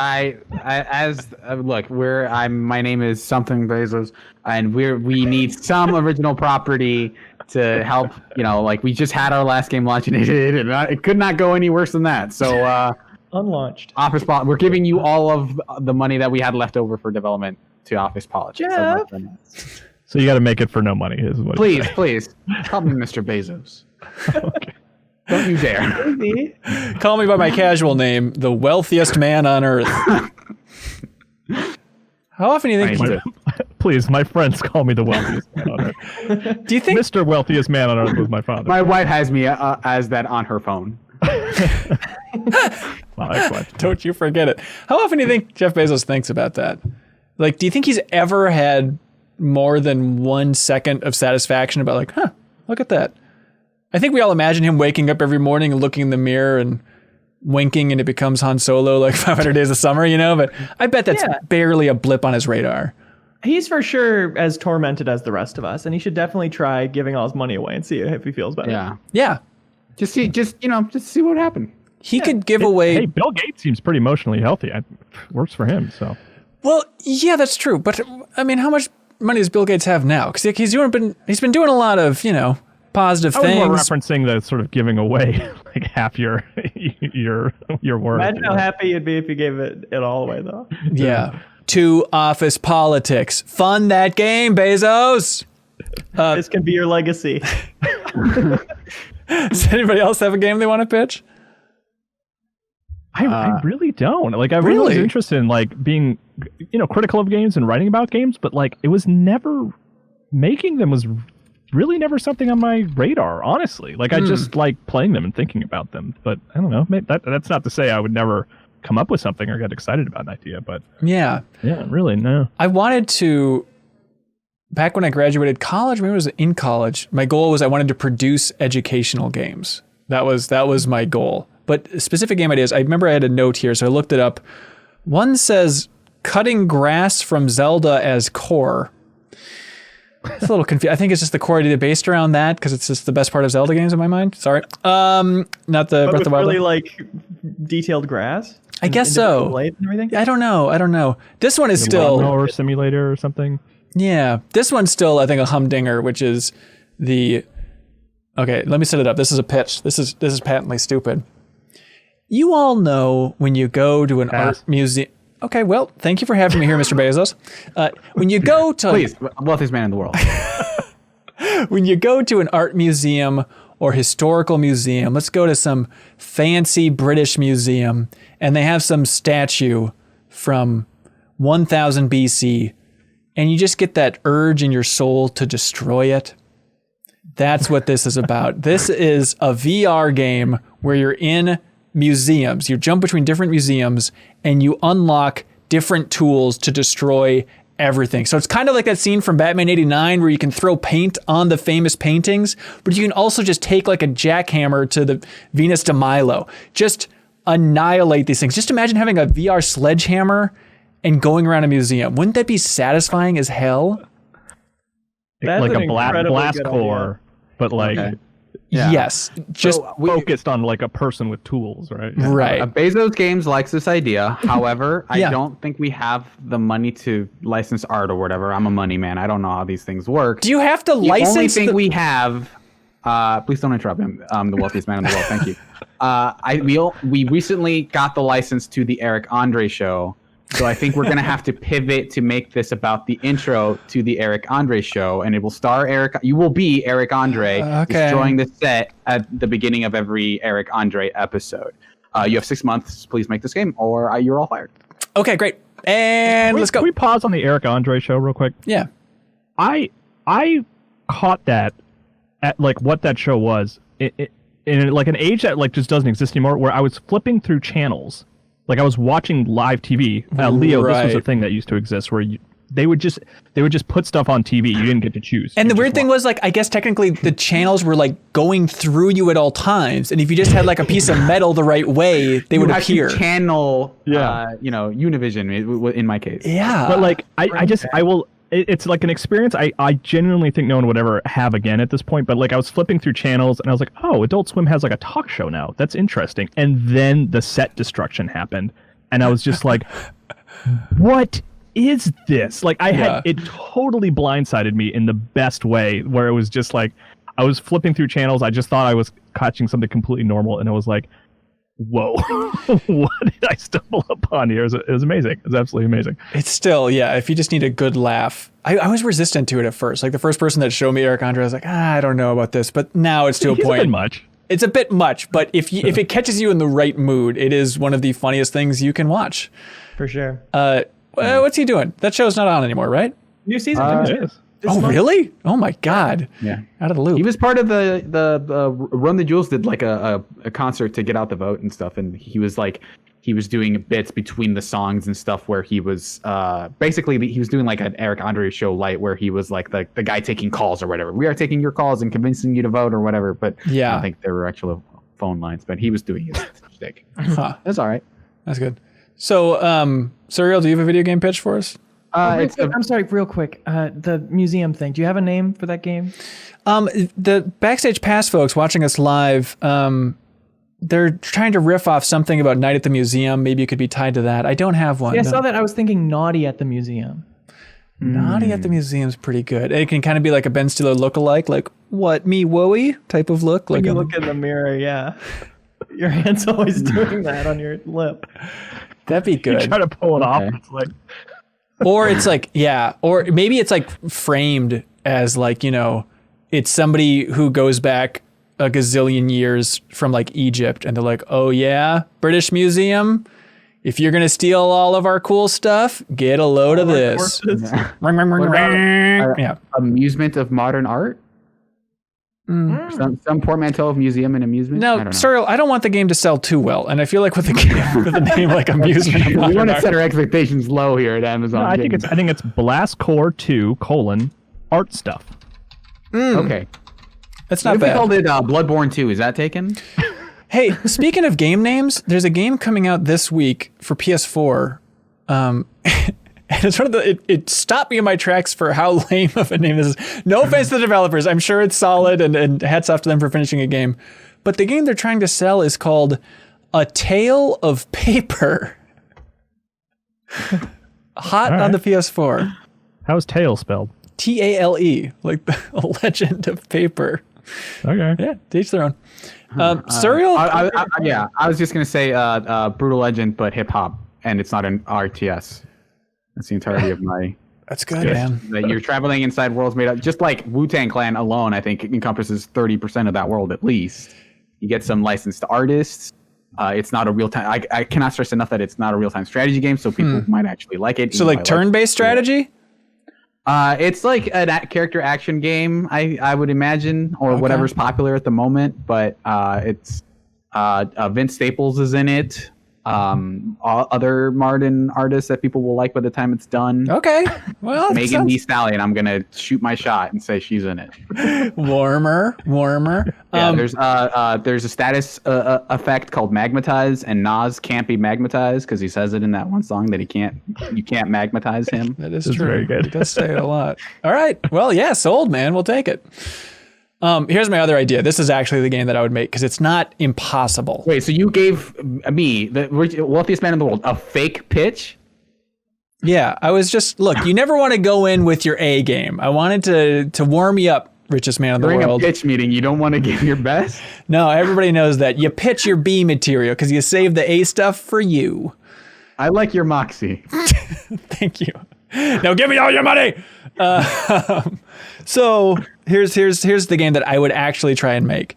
I would make a game inspired by WarioWare, but it's about Einstein on his deathbed. And on his deathbed, his entire life flashes before his eyes, and it's a series of WarioWare style games that teach you about the life of Einstein, and there'd probably be some educational aspects as well about what he has added to society. And then as you play it, you expand more and more and more, and more of his life is randomized into this quick shuffle. And then that's like the first one. And then like the second one, you could get weirder because you need that Einstein brand for that. Then the second one, you can get weirder and just like, you know, make it about like, oh, it's my dad's life. And here's just a bunch of different moments from his life. Your dad specifically? Yeah. After I end my father's life, I'll make the game. But that's it. Now, is that going to have to happen before the game releases? Yeah. Or how are we going to deal with that legal hurdle? I assumed you could handle this, richest man in the world. I mean, I can. I just don't want to, I don't want to expend too much effort on this. But also, would this at all be able to factor in the Eric Andre license? Because that's really, we're trying to push that really hard. So it's like the desk's life flashing before its life. Okay, great. I love the idea. Cyril, I love the idea of Bezos like really just staying awake at night, like, oh, what am I gonna do with this Eric Andre license? We gotta get some value out of The it. doppelganger bit that Yeah. has to be something. Is Sandberg available? We hope you like our game. Crucible, game starring Andy Samberg. He's the doppelganger. It's perfect. That's true. Anyways, Leo, you were nodding a little bit. Are you into that light flashing before your eyes as a way to take on WarioWare games? Because it wouldn't be that hard to make, right? WarioWare doesn't own micro games. Ever played? What was that one for PSP called? Frobisher says. WTF? Work time fun. Both of those, I think, are actually the right answer. Oh boy. All right. Hey, we have more emails or questions that people submit on Patreon. It's crazy. I thought it kind of. Oh, we were doing emails? Okay. Yeah. Yeah, I thought we were just role playing basis for hours. Al Davis writes in, and he says, "Big congrats to the whole MinnMax crew with the first year of success and world domination, and to JeffM on the new kiddo. Thank you." My question is, what console have you had the most struggles with controller reliability for? We all know the Switch Joy-Cons are notorious for drifting. However, I've had much more trouble with Xbox One controllers. I've had 6 different GameCube controllers, and each time they bug me. I fix them with the old reliable unplug and blow on the connector method. That hasn't failed me yet. All right, most unreliable controllers. Where are y'all at? PlayStation 4. Yeah. Really? Honestly, yeah. Connecting that's always been my main issue. Yeah. That connecting port for the micro USB is a canyon. I worked with so many PS4s at Game Informer, multiple in my personal life. Always a problem securing a connection when you're syncing a controller and, of course, charging it. Yeah. It's terrible. Every time it's happened, it's pushed me closer to the brink, breaking me as a man. And he's about to break. It's always this weird thing of like, okay, do I need to plug the controller in before I turn the system on? Do I need to turn on the system and then plug the thing in? It's always plugging in the controller is always somehow involved. Or it's like you have to do that weird thing where you have to hold the share button and the guide button for like 5 seconds and that resets the Bluetooth on it or something. What? I've never done that. I feel like I've done like all of those at some point. But I think it's just figuring out how to lean it against something that there's enough pressure on it that it forces the connection. I think you're just dealing with some wonky ass Game Informer PS4s. Yeah, no, this is a consistent thing. I've gone Really? there will be occasions where I need to change a controller to another PS4, and I have to go through like 6 USB cables to try to find one that grabs a connection. It's absolutely, I'm with Leo. I don't think it's a Leo issue. I think it's a humanity issue. Thank you. Wow. It is a humanity issue. I think we're working to address it as a species. Bill Gates is working on it. Yeah. The other quick one, which I think PS4 and maybe even a little PS3 in that regard, like I had similar issues with, but like it's magical in the year 2020 if you can find an N64 controller that doesn't have a loose control stick. Like if I find one that had the plastic hasn't worn down, I'm like, oh my god, this thing is like. Someone must have like locked this in a time vault and not touched it for like 20 years or whatever. I gotta say, Kyle, mine are pretty good. I got 4 that are all right. That's good. That's impressive, man. Thank you. Good job. Thank you. You didn't play enough Ocarina of Time, I guess. Yeah, that is true, actually. Lewis Kane writes in, we get this a lot. This is an interesting refrain. For years, people have been writing in about this. He says, happy anniversary, gang. Been a great year and hopefully first of many. Thank you. Weird thing to write in for years about? I don't know why people have been doing it. Even back at Game Informer, they said, congratulations on your MinnMax anniversary. Now he says, going off a question from a few weeks ago about what music takes you directly back to a gaming memory, I made a voice note while striving to remind myself to write in about this, as it was extremely important to let you all know that the song Mirrors by Justin Timberlake will always remind me of my first playthrough of Metal Gear Solid 3. Specifically the mountain segment right after the Snake Eater ladder. I was really into that song back then. I challenge anyone to have a more disparate pairing than Justin Timberlake and Metal Gear Solid 3 when it comes to songs and video games being connected in your brain. I have a lot of these because I really took advantage of the 360 and Xbox's like soundtrack option where you could like save full CDs. The weird one for me is Radiohead's Hail to the Thief is forever connected to the game Crackdown for me. Perfect. Because I was really into Crackdown when it came out, and I would start up the game and then I would start up Hail to the Thief in the background. And so like, if you know how Hail to the Thief opens, it's like this crackling kind of sound, like speakers coming on. That sound effect is just always tied to me leaving the agent base in Crackdown. It's like once I hear that, I just get immediately taken back to driving out of that tunnel and like heading into the city. It's really weird. Yeah. And then I was listening to Arcade Fire a lot. when I was really into Dead Space 2, and you play you're on the Sprawl. That's what like the space station is called. Yeah. And there's 2 songs on that Arcade Fire that album came out, Sprawl and Sprawl 2. So those are tied together. Perfect. Sprawl 2 is such an amazing song. And so that I have tied to Dead Space. And then my last quick one is I would listen to Enema the State from Blink-182 on loop while playing Link to the Past. So that's tied to that. What's my age again? Running around Hyrule. That is a mood, baby. What color is my hair again? It's purple? I'm curious to check the dates. I bet they were really close, but for me, like the album-wise, it's Modest Mouse's Good News for People Who Love Bad News and SSX3, because I could hook it into my sound system and have that playing through along with the sound effects of the games. That was a very deep one. But then the biggest is, for some reason, the first Pink Floyd album I really got into was the second disc of The Wall. And so the second disc of The Wall is forever ingrained in my mind with Final Fantasy VI that I was playing at the time. So like hearing Hey You will bring me right back to Final Fantasy VI. So it's an odd one. For me, it is a collection of the best of Rob Zombie and the game Sonic Heroes, which I played on the GameCube. That's the one where you could play you played as a team of 3 every level. It was not good, but I played through all of it. And whenever I imagine there's like a canyon level where you're kind of flying around a lot, and I have that and the opening of More Human Than Human stuck in my mind. So did you ever hear the Sonic Heroes theme? I mean, I heard it at the main menu. Okay. That song would loop when I worked at like GameStop. Like I know that theme very well. Sonic Heroes. Like a laser beam. My eyes on you. One of the lyrics. Yeah.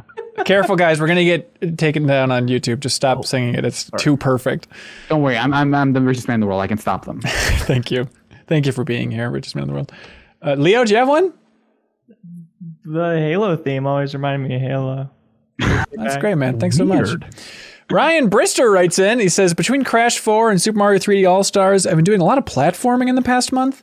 It's gotten me to thinking about platformer level design and what it is that makes a good level. My question is, what are some of your favorite platforming levels of all time? What makes them stand out from the many, many others? Is it a clever mechanic, a thrilling set piece, catchy music, some combination of the 3? Great question, Ryan. It's got to have variety. It's got to have like something big and unique. One that sticks out to me is like I think it's the last level. The last level of Jak and Daxter is really intimidating when you see it because it's like really disparate platforms like over I think it was lava. I can't remember. It's instant death if you fall down though. But the way it actually ends up being a lot of fun and not super challenging because the way it works is the platforms basically launch you like super high. So what you're doing is you're just like doing these like phenomenal huge jumps from tiny platform to tiny platform, and it just is really thrilling and satisfying to just like leap around like that. Like that's one that the thing that I liked about it so much was like, oh my god, this looks so hard. And then I started playing, I was like, this is a blast. I'm just like flying through the air. This is awesome. You know, it was a great way to end that game. Yeah, it's weird. I was thinking about what stands out to me is like I think of 3D Land, which is one of my favorite games, and like that first level I think where you do like the long jump down when you have that 3D on, you're like floating through like that. I think it's so dumb to be talking about in a genre all about jumping to be like, yeah, but the levels with the really big jumps are the best ones. Those are sweet. Yeah, I think I recently played through this, so I might have recency bias, but Gusty Garden Galaxy in Super Mario Galaxy, I think is one of the best that I've ever played. I think that's where that game's like central concept of like everything is a shape that you're kind of just flying around. Like I feel like that's when that game really says like, wait, the training wheels are off. We're gonna like here's just a bunch of like disparate land masses that you're kind of just flying through. And like the ways they use that stuff to like say this thing that you do on one side of it will affect this landmass on the other side of it, and like the boss of that level, like it's like this giant gopher thing that you're like stomping around and stuff. I think like that's when that game really gets going, and that was like the game where like the music kicked in really nicely. Like all the stars have you doing something very different, and like I remember being like, man, I'm actually like revisiting this like newly impressed by how good this level is. Yeah. And that this is like just this game's central concept at its best. Yeah, that's a good one. Kyle, I finished Crash 4. Loved it. I think that game deserves a lot more praise than it's getting. That last level. It did show up on MPD, though. I did see that. That is true. That is nice. It's in the top 10 or top 20, I think, but still, yeah. But that last level is insane. It's the last, I don't know, minute of the last level? Like, ultimately, when you finally get through it? Leo, guess how many times I died on this level? 4,000. 4,000 times, ladies and gentlemen. No, I think my total was 187. Like, it's nuts. Ride or die. It is truly insane. Like, I think it's harder than Meat Boy. Like, I beat Meat Boy, not all the hell stages or whatever, but it is just an SOB, and it's fun because it's fair. It's just like so tight, and I just kept doing it again and again and again and again. Yeah. But it's the little chunk at the end, like that I focus on, because it's like a short little sequence, and like you can it does a pretty good job of like showing you, like, if you the first time you'll die a bunch of times, but when you make it about halfway through, you can like see the flag, and you're like, oh, I'm pretty close. I can do this. It's only 2 a.m. I'll get through this. Oh my God, it's crazy. Strange Sloth writes in and says, being in the backstage pass. Oh, this is where this podcast gets self-indulgent, so warning. Strange Sloth says, being in the backstage pass, that tier on Patreon, and after listening to the meetings that form MinnMax, it's great to hear the voices and personalities be natural and nonchalant. I also want to say that the people that you are is what keeps everyone in the community to keep coming back for more content. Thank you. Happy anniversary. P.S. I thought it was funny how much Hanson cursed. How often do y'all curse? Again, just when I'm nervous, I think mainly. I don't think I swear too much outside of that, right? I don't think you do. Not really. Okay, yeah, maybe slightly more than the average person, but not too much. But yes, it is certainly a relaxed, weird tone in those meetings. So thank you for listening to that, Strange Sloth. Nick L writes in and says, happy anniversary, cohorts. Thank you. This past year has been a crazy one for sure. There's no way we could have predicted the hellscape that is 2020. Correct. I know MinnMax has had plenty of surprises, both good and bad, as it continues to grow. What I want to know is, has anything gone perfectly according to plan? Something you envisioned that has really gone exactly like you imagined. How does that compare to the surprises affect future planning? So anything that has gone according to plan. Leo, what stands out to you? God, I don't think anything has gone according to plan. Correct. I think that's the big lesson, right? Is like, you'll never have a perfect plan that it will go according to. It's like you got to have enough confidence to start something and then figure out what it is. As soon as you can after that.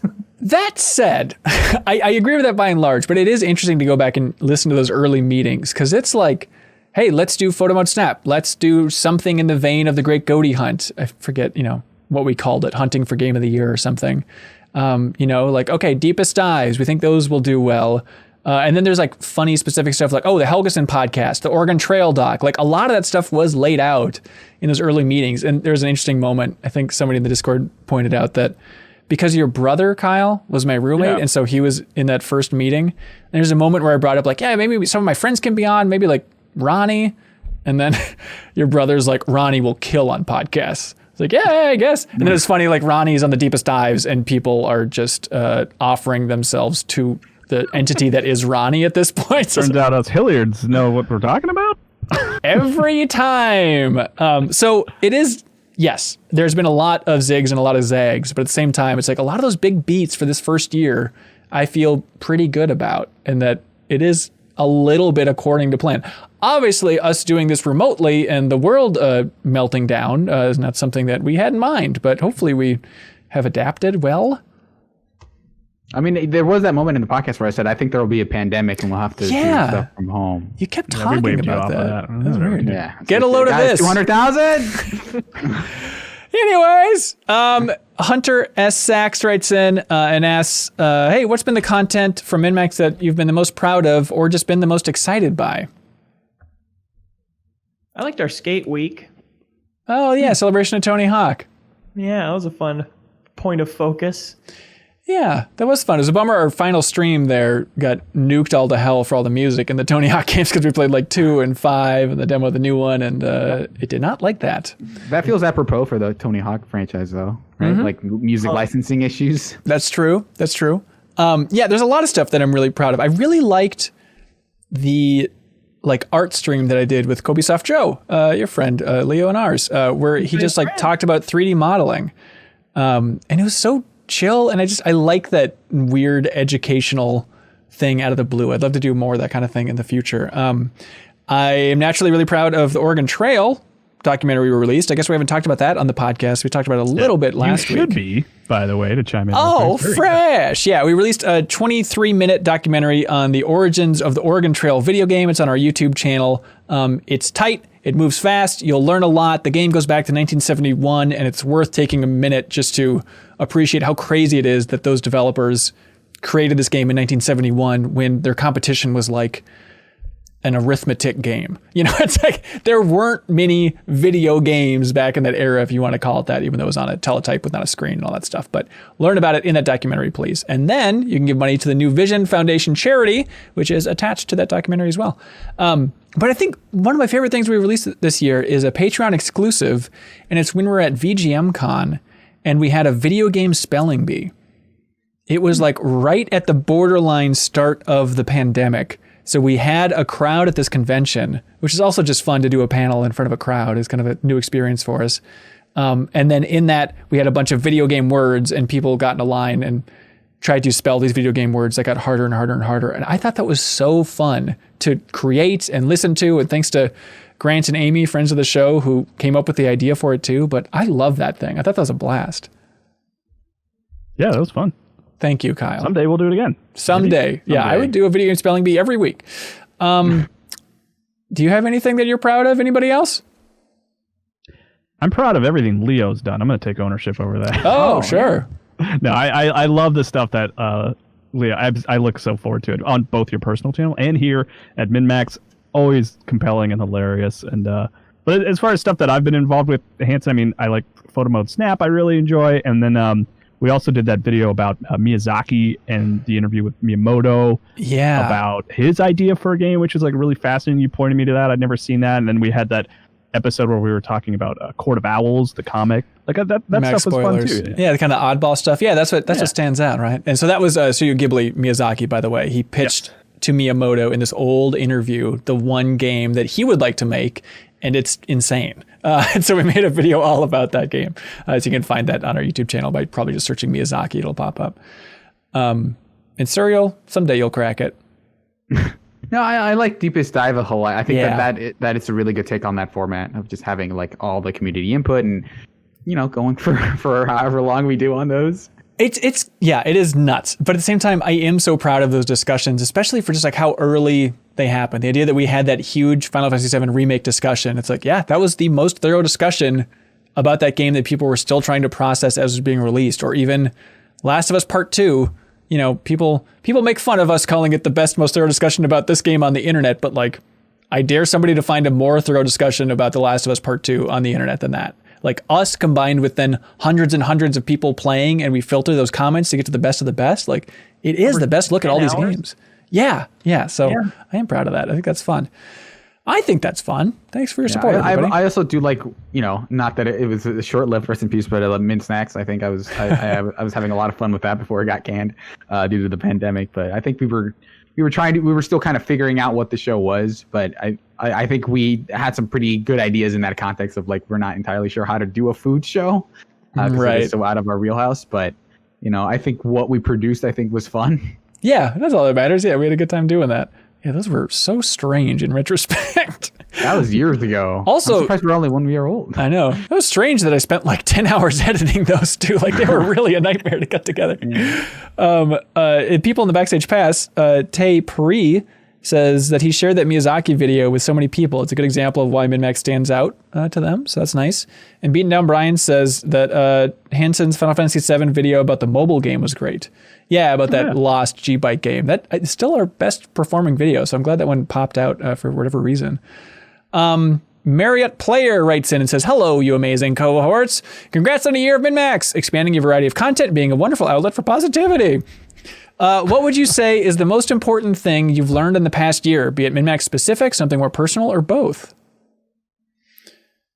Tough one. I think for me, it's the power, and almost saying ease maybe seems a little bit simplistic, but the power of cutting out the middlemen. Like the idea of just like, oh, in this age we're in now, let's just have it be the cleanest relationship possible between we'll make content, you tell us what content you like and don't like, and we'll keep making it and you support us on Patreon. Like the purity of this thing is constantly amazing to me. Just like, yeah, we can go any direction. You know, I think the Trailheads documentary, the Oregon Trail documentary on our YouTube channel is a good example of that, of like, if people want us to make documentaries, I'd happily make documentaries if that's supportable on Patreon. It all just comes down to what people want and our time. And it just seems so good and simple. You know, and I have to do the taxes on it, and it's really not that bad. It's pretty simple. But then also I think it's just a good lesson in like appreciating what you have, you know? Because every time I get stressed out about anything at MinnMax or just content, or like, oh, we got to get this thing up. Then I just have to sit back and realize like, or, you know, I think Leo and I are frustrated sometimes like, God, I wish this stuff was doing better. I wish the Oregon Trail documentary was doing better, all these things. And then you just realize like, this is such an insane luxury that we get to make content and there's an audience for it. Like, I will never stop appreciating that, and that it can support us in the way it does. It is mind-bogglingly wonderful. So thank you again to everybody. For sure. Go ahead. I think I've learned how to best make myself get stuff done better. I feel like I really learned how deadline oriented I am and how much I need deadlines that are not too strict, but still enough to force my hand, versus like when I have the energy to work on it, I will. And that just kind of leads to it never getting done. You always putting it off. That's just learning how to work better, especially motivating myself working from home. Yeah, for sure. Like, I wouldn't have finished that Oregon Trail doc. I mean, I started in 2009 for love of God, if it wasn't for Better Quest and like setting that goal to actually finish this thing and then being held accountable by the community. Brandon Sylvia from Easygoing Gaming says, congrats on 1 year, guys. Y'all have knocked it out of the park. Here's to another successful year in 2021. My question is, my question is kind of random and simple, but what are some of your favorite Star Wars games that you feel like get overlooked? I'm excited for the season 2 of Mandalorian, and I personally think Star Wars Bounty Hunter is one of the most underrated Star Wars games of all time. Wow. Interesting choice, Brandon. All right, underrated Star Wars games. Let's get back to meat and potatoes of gaming. Yeah, underrated Star Wars. I mean, that's kind of like I don't know. Does that exist? I guess Yoda stories. Because like, I love Shadows of the Empire so much. It's like probably like even it won't.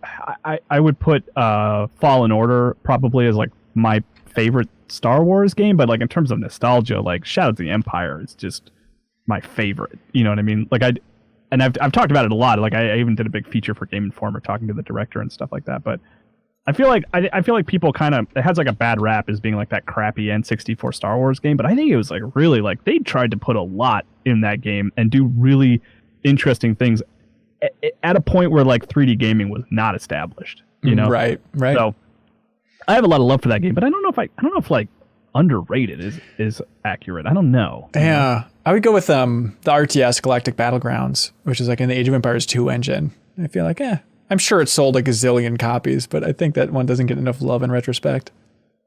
Show it some love, you guys. I don't play a lot of Star Wars games. I think Jedi Fallen Order was maybe the first one I played in a long time, but I really appreciate that Star Killer was in Soul Calibur 4. Yeah. Because everyone talks about Yoda and Vader, but Star Killer was maybe the best of those three characters. Hey, hold that lightsaber behind you. It's pretty That's sweet. Cool as heck. It's pretty cool. Tell me that's not cool. I can't. But no, he's like the most. It's so funny because he's like that. Like I remember like them pitching the Force Unleashed is like, oh yeah, this is basically Fallen Order of its day. But it's like that game. It got one sequel and then no one cares about who Star Killer is. Obviously, they just kicked him out of the canon immediately. But I remember thinking it's like, okay, if this is how cool they can make this guy play, maybe they've got something going for it, but turns out no. Yeah, what do you do? For me, it's Star Wars Pit Droids, which I played when I was 5 years old. It's like a puzzle game, Lemming style, where you kind of point the pit droids in the right way and you coordinate like different color ones to like walk past each other and not die. How much personality did they have? Were they charming and like? I mean, they bounce around in the intro screen or whatever. Okay. They're dropping, their heads are falling off or whatever. That sounds funny. The music, though, I rediscovered recently. Really good, perfect background music for videos. Really? I used it in my latest youtube.com/LeoVader video. It's exactly the ideal ambient background music. That's hilarious. Always safe ground using Star Wars music as your unlicensed music. Yeah. Shane Carley writes in and says, "Hey, Ben and crew, last week, thanks to listener question, there was some lamenting of the fact that the days of truly surreal and trippy video game concepts are mostly behind us. Well, allow me to direct your attention to a little game called Paradise Killer, which released on Switch back in September. Here is the opening text crawl from Paradise Killer, the first thing you see on the screen. The Syndicate created the first Paradise Island to worship their dead alien gods. Guided by leader Montserrat, the Syndicate attempt to resurrect gods by forcing citizens into psychic worship rituals. However, the worship invites demonic corruption from beyond the stars. The islands always fail. The islands die and a new Paradise Island is born. The cycle repeats. Anyways, this game is bonkers and it rules." No, that makes sense. Yeah, we're looking for surreal, Shane. Come on. Not man. normal. Yeah. Not the definition of Everyday normal. life. Yeah, I've been meaning to play. I've been seeing a lot of hype behind Paradise Killer. Is like this really trippy, weird game that it is like half like visual novel, half a like exploration game. But Oh, weird. yeah, I've been seeing a lot of people really excited about it. I'm kind of waiting for it to go on sale at this point so I can give it a shot. Huh. It sounds. If someone told me it was a Suda game, I'd be like, just the title alone, no other context. But Right. it's- Yeah, people- Suda's new game is called Paradise Killer. I'd be like, But the main character's name is really weird. I'm trying to look it up. It's like Lady Love Dies or something. Hey, So Leo. this is a Suda game. Yeah. Yeah. Hey, Leo. Leo, is this intercom working? Yep. You know got what? Leo. When someone says Suda, you know what Surreal hears? Suit up. Hang on, Kyle. Getting ready to play. Kyle, is this microphone working? It's working very well. Okay. You sound Kyle, so great. When someone says Suda, Surreal says, or sorry, hang on. Surreal, is this intercom working? Yeah. Hello. Yeah. When someone says Suda, Surreal hears suit up. 51? Discord's cutting out the clapping, but Surreal seems to be breaking his wrists with the amount of clapping. We have a new Citizen Kane himself. Oh, God, he's in pain. Whoa, those hands are gross and weird. I really didn't think through that feature. Yeah, Clapping in the background and it won't be relevant. how horrific. Where are we at? Travis Morgan writes in, "Hey y'all, congrats on the first year. Thank you. Many good memories of listening, interacting with people, and y'all the main reason behind most of it, so thank you very much." That's nice, Travis. Thank you. I know Ben listens to a lot of podcasts and perhaps everyone else does too, but how far behind have you ever gotten with a particular show? Do you try and listen to everything you miss, or do you cut your losses and just jump to the most recent stuff? Depends on the thing. If it's like a gaming podcast, I'll cut my losses and jump to the most current one. But some that are more timeless, it's fun to go back. But yeah, how far behind have you gotten on stuff? I mean, I'm definitely in cut my losses mode on Comedy Bang Bang. It's definitely just check in for names that I like to see. Just Lauren Lapkus. I think Taron Killam was on a episode recently, and it's like, well, I gotta show up for the twins, man. Oh my God. I gotta show up for the twins. I'm with you. Like for a while, I was like, well, I can kind of get the best of by just listening to the holiday specials where they cut together the best ofs. And then even the last year, 2 years, maybe I didn't listen to those.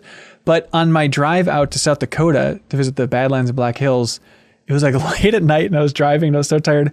And I just listened to this year's Solo Bolo with Ben Schwartz. And I was dying. I thought I was going to die. It's just like, it was like the most beautiful reunion with everything I loved about Comedy Bang Bang and how stupid it is. And they do their Olympic singing marathon where they just freely sing songs, the first songs that come to mind. If they can connect them, that's great. And they just kept repeatedly, I forget how many years they've been doing this bit in particular, but they just kept going back to like my neck, my back, you know, the rest of that song. They just kept going back to that, like clapping along to it over and over again. I like almost had to pull over. I was dying, laughing so hard. So Every time I tune in, it's like, this is so good. I don't know. There's a lot of them and they're long. And it's like, I'm not always in the right headspace, but like still, like if I'm like ranking my favorite podcasts of all time, even though I don't listen as often as I used to, it's still up there. It's like top 5, top 3 probably. Yeah. You know? Yeah. I mean, like those farts and procreation episodes are still some of the funniest podcasts I've ever listened to. They just annihilated me. Yeah, I thought they're free. They're like outside of the Stitcher thing. You can just find them in the free feed. Oh, nice. Yeah. For me, I've let every podcast fall behind in quarantine, except I was just realizing the shirt I'm wearing is podcast but outside is the only one I bothered to catch up on. Yeah. Of course, recommend the video version. Are they still outside? They're back outside, and they have the chair that the guest sits on 6 feet away from the table, and they all have masks on. Oh, perfect. But it's back outside. That's great. Ben O'Donnell says, hello, everyone, and congrats to JeffM. Thank you. Would you be able to reach into your closet? Oh, okay, here we go, y'all. Would you rather be able to reach into your closet to pick out and wear anything your mind can think of, or be able to walk into your bathroom to grow, cut, and style your hair in any way you want instantly? Great question, Ben. There's only one answer here, and we'll all say it on the count of 3. So we're either going to say closet or bathroom. Does everybody understand the stakes? Yeah, and we say after 3, right? 1, 2, 3, word. Okay. Okay. 1, 2, 3, bathroom. Wait, who's a closet boy? Only Kyle. I'm closet. Really, the clothes? That just seems like a hassle. I can't be that creative with clothes. I'm not smart enough to do that. Why clothes? I'm just also like I'm kind of picky about my hair, and like I don't really think about it or mess with it much. I don't want to change it much. I want it to kind of stay pretty similar outside of growing longer and longer. I want it to stay clothes, pretty. at least I can I'm willing to be different day to day, you know. You guys cannot even imagine the characters I would be doing if I could change my hair completely. Just your constant struggles to grasp. Woolly Willy impersonation. Yeah. Hey, Yeah, just for me, like being able to see what something looks like, like the Red Dead-esque, like, oh, this is okay. This is what the hairstyle would look like on me. Okay, cool. And not having to trim it and then realize, oh, actually, I don't know if I like this haircut actually, but I have to stick with it now. Yeah, I think it'd be fun. It'd just be like a video game. You get to mix and match different things. Like I could see what it looks like if I grew up my beard for 100 years, and then just walk around the streets for one day. Is that I think it'd be really fun. Or just get really abstract. It's like, what if there were just stalks of hair coming out of different parts? Maybe, who knows? Maybe it might work. 9 fat stalks, the Space Ghost once said. Yeah. Bayonetta hair. Exactly. Ooh, yeah, you could really do a lot with this. Sentient Give me the hair. Bayonetta. Say no more. You can get the hair. That solves your closet problem too. Yeah. Hey, 2 in 1. Speaking of different characters, Leo, how long before SNL do you think does deep fake stuff for their impersonations? Do you think 15 years from now they'll just have a Instagram-y, Snapchat-y filter over their faces and just be that person? I don't think so. I think they'll always want the novelty of a celebrity doing it. Do you think SNL will exist in 15 years? Yeah, it'll be bigger than ever. It'll be in its golden age. There it is. Mitch writes in, what are you planning on doing with your current gen consoles when you get the PS5/Series X? You gonna sell them? Hold on to them? What are you doing? Well, mine's got PT on it. I got to keep them. That's true. Yeah, we don't know if it'll transfer over to PS5. It's really that tough one. It won't.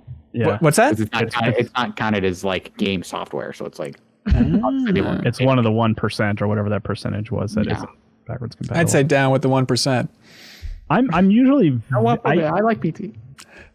I'm very much a hang on to consoles person. I have my big launch PS3 that plays PS2 and PS1 games. That's I still have that out in my cabinet because it's such a rare thing, Yeah. But this generation in particular, maybe for the first time, I really don't foresee a need to hang on to my Xbox One or my PS4 because I don't think that there's anything that's going to be exclusive to those systems that I need to or would want to hang on to. You didn't download PT? I downloaded it and played it and deleted it. What is wrong? You could have sold that PS4 for $1 bajillion. You threw away money. That's how do you think I got to be where I am, Kyle? So yeah, I might sell them on eBay. We'll see. I don't know. Yeah, I think I might just try and find friends or family to see if they want them. I think because I'm at that moment too of well, I guess there's no reason to keep them. Let's. My kid actually literally while we're recording this texted me, "What is Sea of Thieves?" So I think I'll just give her an Xbox. We'll understand when you're older. Yeah. It's weird for me because this feels like the first console generation where I can afford to actually keep the previous consoles, but it's also the one where they're like the least relevant. Right. Like, Interesting. if it hadn't happened, I probably would be like, yeah, I'll sell it. I don't care.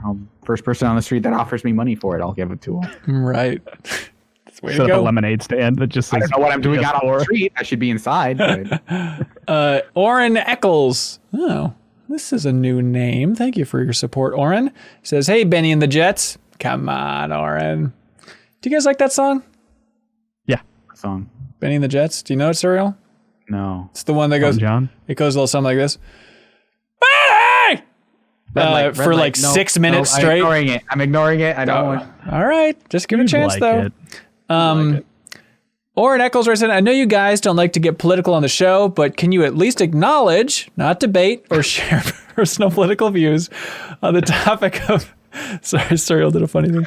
On the topic of Alexandria Ocasio-Cortez being the first New York representative to use Twitch, she cracked 500,000 in her debut stream. Also, congrats on your first year anniversary. Thank you, Oren. We appreciate it. Yeah, somebody pointed out she has like the highest average viewership of anyone on Twitch because she only did that one stream. That's hilarious. She's just Costanzing it. And I'm out. Never streaming again.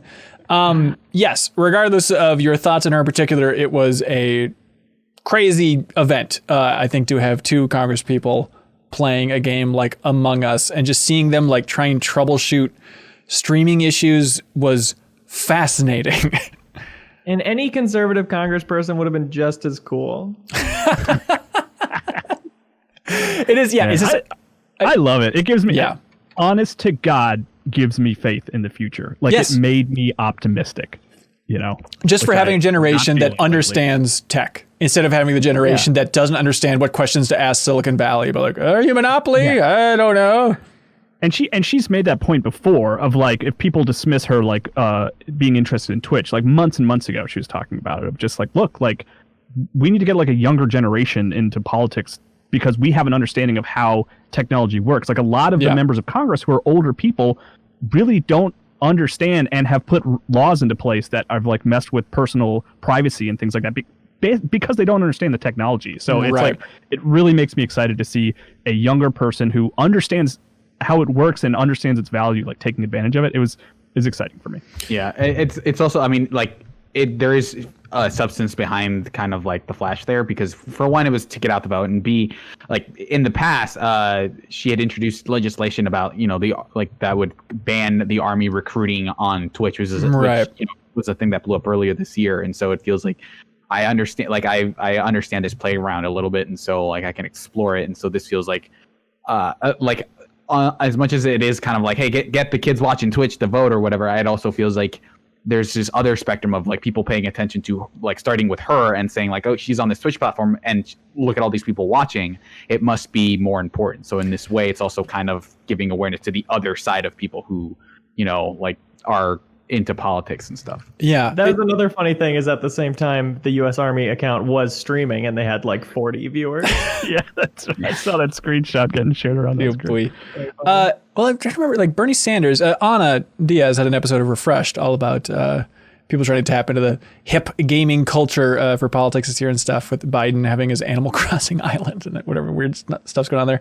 But like, I remember seeing that headline that Bernie Sanders had a Twitch account, but did he ever stream anything on that?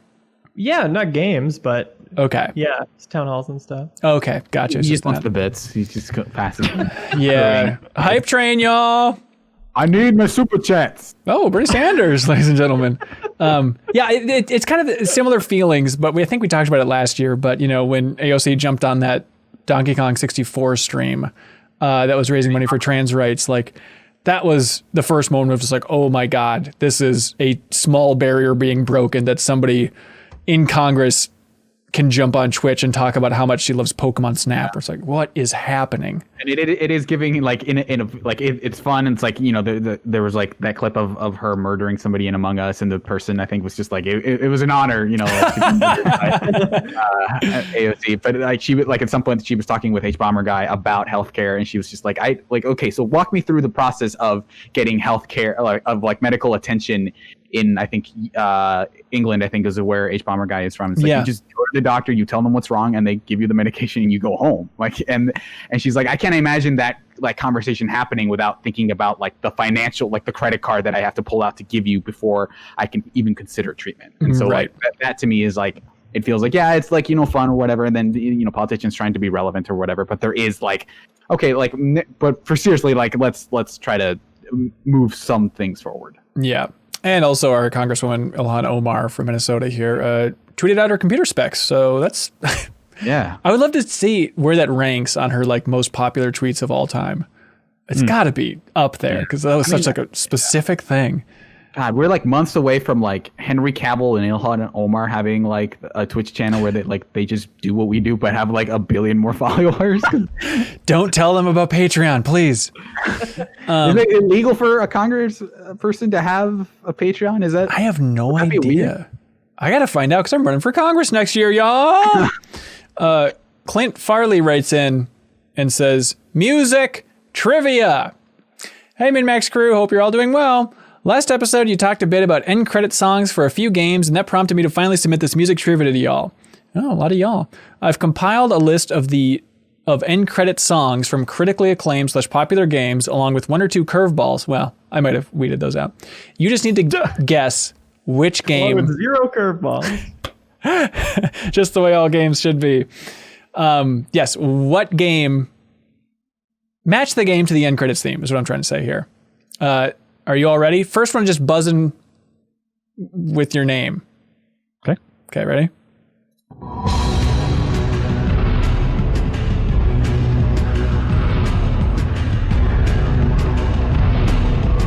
I am stunned. No one's guessed anything. I've beaten 5 video games in my life. Surreal, you recently beat this. Kyle? Kyle, Devil May Cry 5? incorrect. No, it's Devil May Cry V. no, it's 5. It is 5. Oh, okay. I recently beat this. How recently? Earlier this year, I'd say probably late February or March. Before March 20th, I know that. Before March 20th? Yes. Doom Eternal? Nope. This is a game from 2004.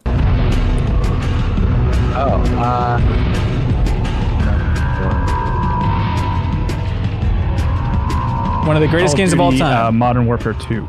I don't know if they had to use a lot of physics to make this track. Oh, Half-Life 2? Half-Life 2, ladies and gentlemen. I guess it wasn't that iconic of an end theme. Okay, here we go. Next one. Imagine music. Going here. Minecraft. Oh, I Imagine Music for DS. Oh, that's right. Imagine music babies. Dead man's gone and Joe looking down the sights. Not that part's Windows. Your heart is warm and the seams are torn. Is this like Life is Strange 2? Incorrect. One of the greatest games of all time. I love this game. I did not remember the song. There's a prop artist named Jesse Muck. Oh, Crash Bandicoot 2. Incorrect. Not gonna let 'em take your will to live because they've taken enough. Come on, Leo. Can you give us a year? 2010. Red Dead 1? Red Dead 1. Way to go, Leo Vader. All right, here we We're good go. at this. Leo and 2010. Got me there. Come on, Leo. PlayStation 3 startup music.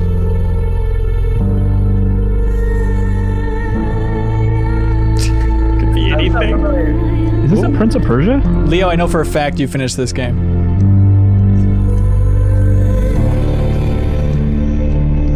It has multiple endings involving your girlfriend. Leo, Far Cry 3. Far Cry 3. There we go. Good hint. Leo, I know for a fact you haven't beaten this game.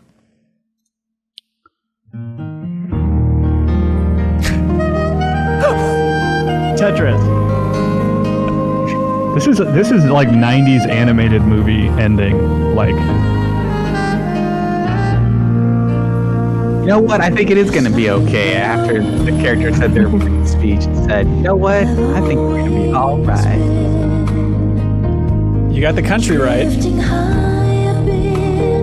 Oh, is this Sayonara Wild Hearts? No.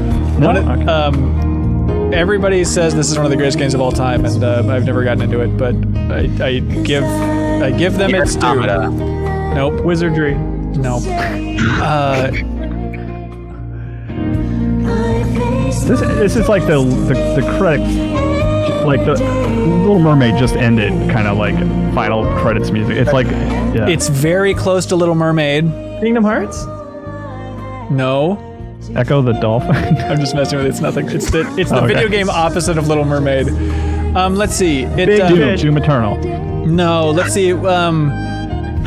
It's kind of like, this isn't a good song. It's kind of a little bit like a pile, like some sort of miserable pile of notes.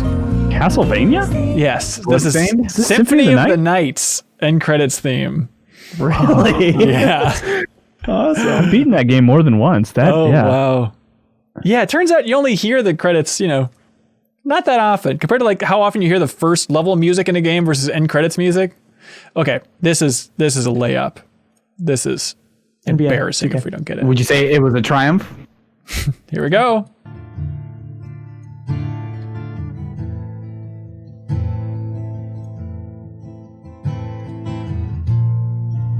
That was Windows. Ignore that part.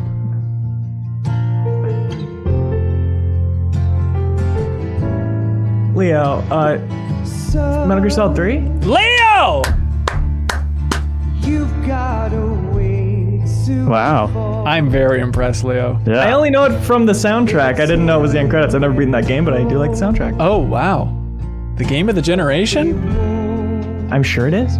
Or game of the decade for that decade. I think that's what it was when we ranked it. All right, you should play the 3DS version, Leo. Yeah. Yeah. You should do that, Leo. Okay. Now it's got Yoshi in it. I have it on Vita. And a bad frame rate. That's true. All right, ready for this one?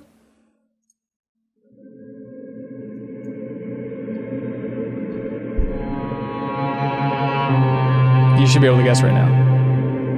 This does sound familiar. It sounds like the game. It sounds like the box art of the game. The Last of Us 2. Bloodborne? There we go, Kyle. Bloodborne. Way to go. It sounds like the box art is what brought me home on that one. It really did. Okay. I had was gonna say Amnesia, but yeah, same aesthetic.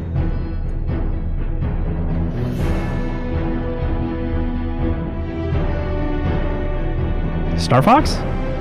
Are you serious? Armada? The GameCube game? You're in the ballpark. 2015. Big. Little Mermaid. No, big here.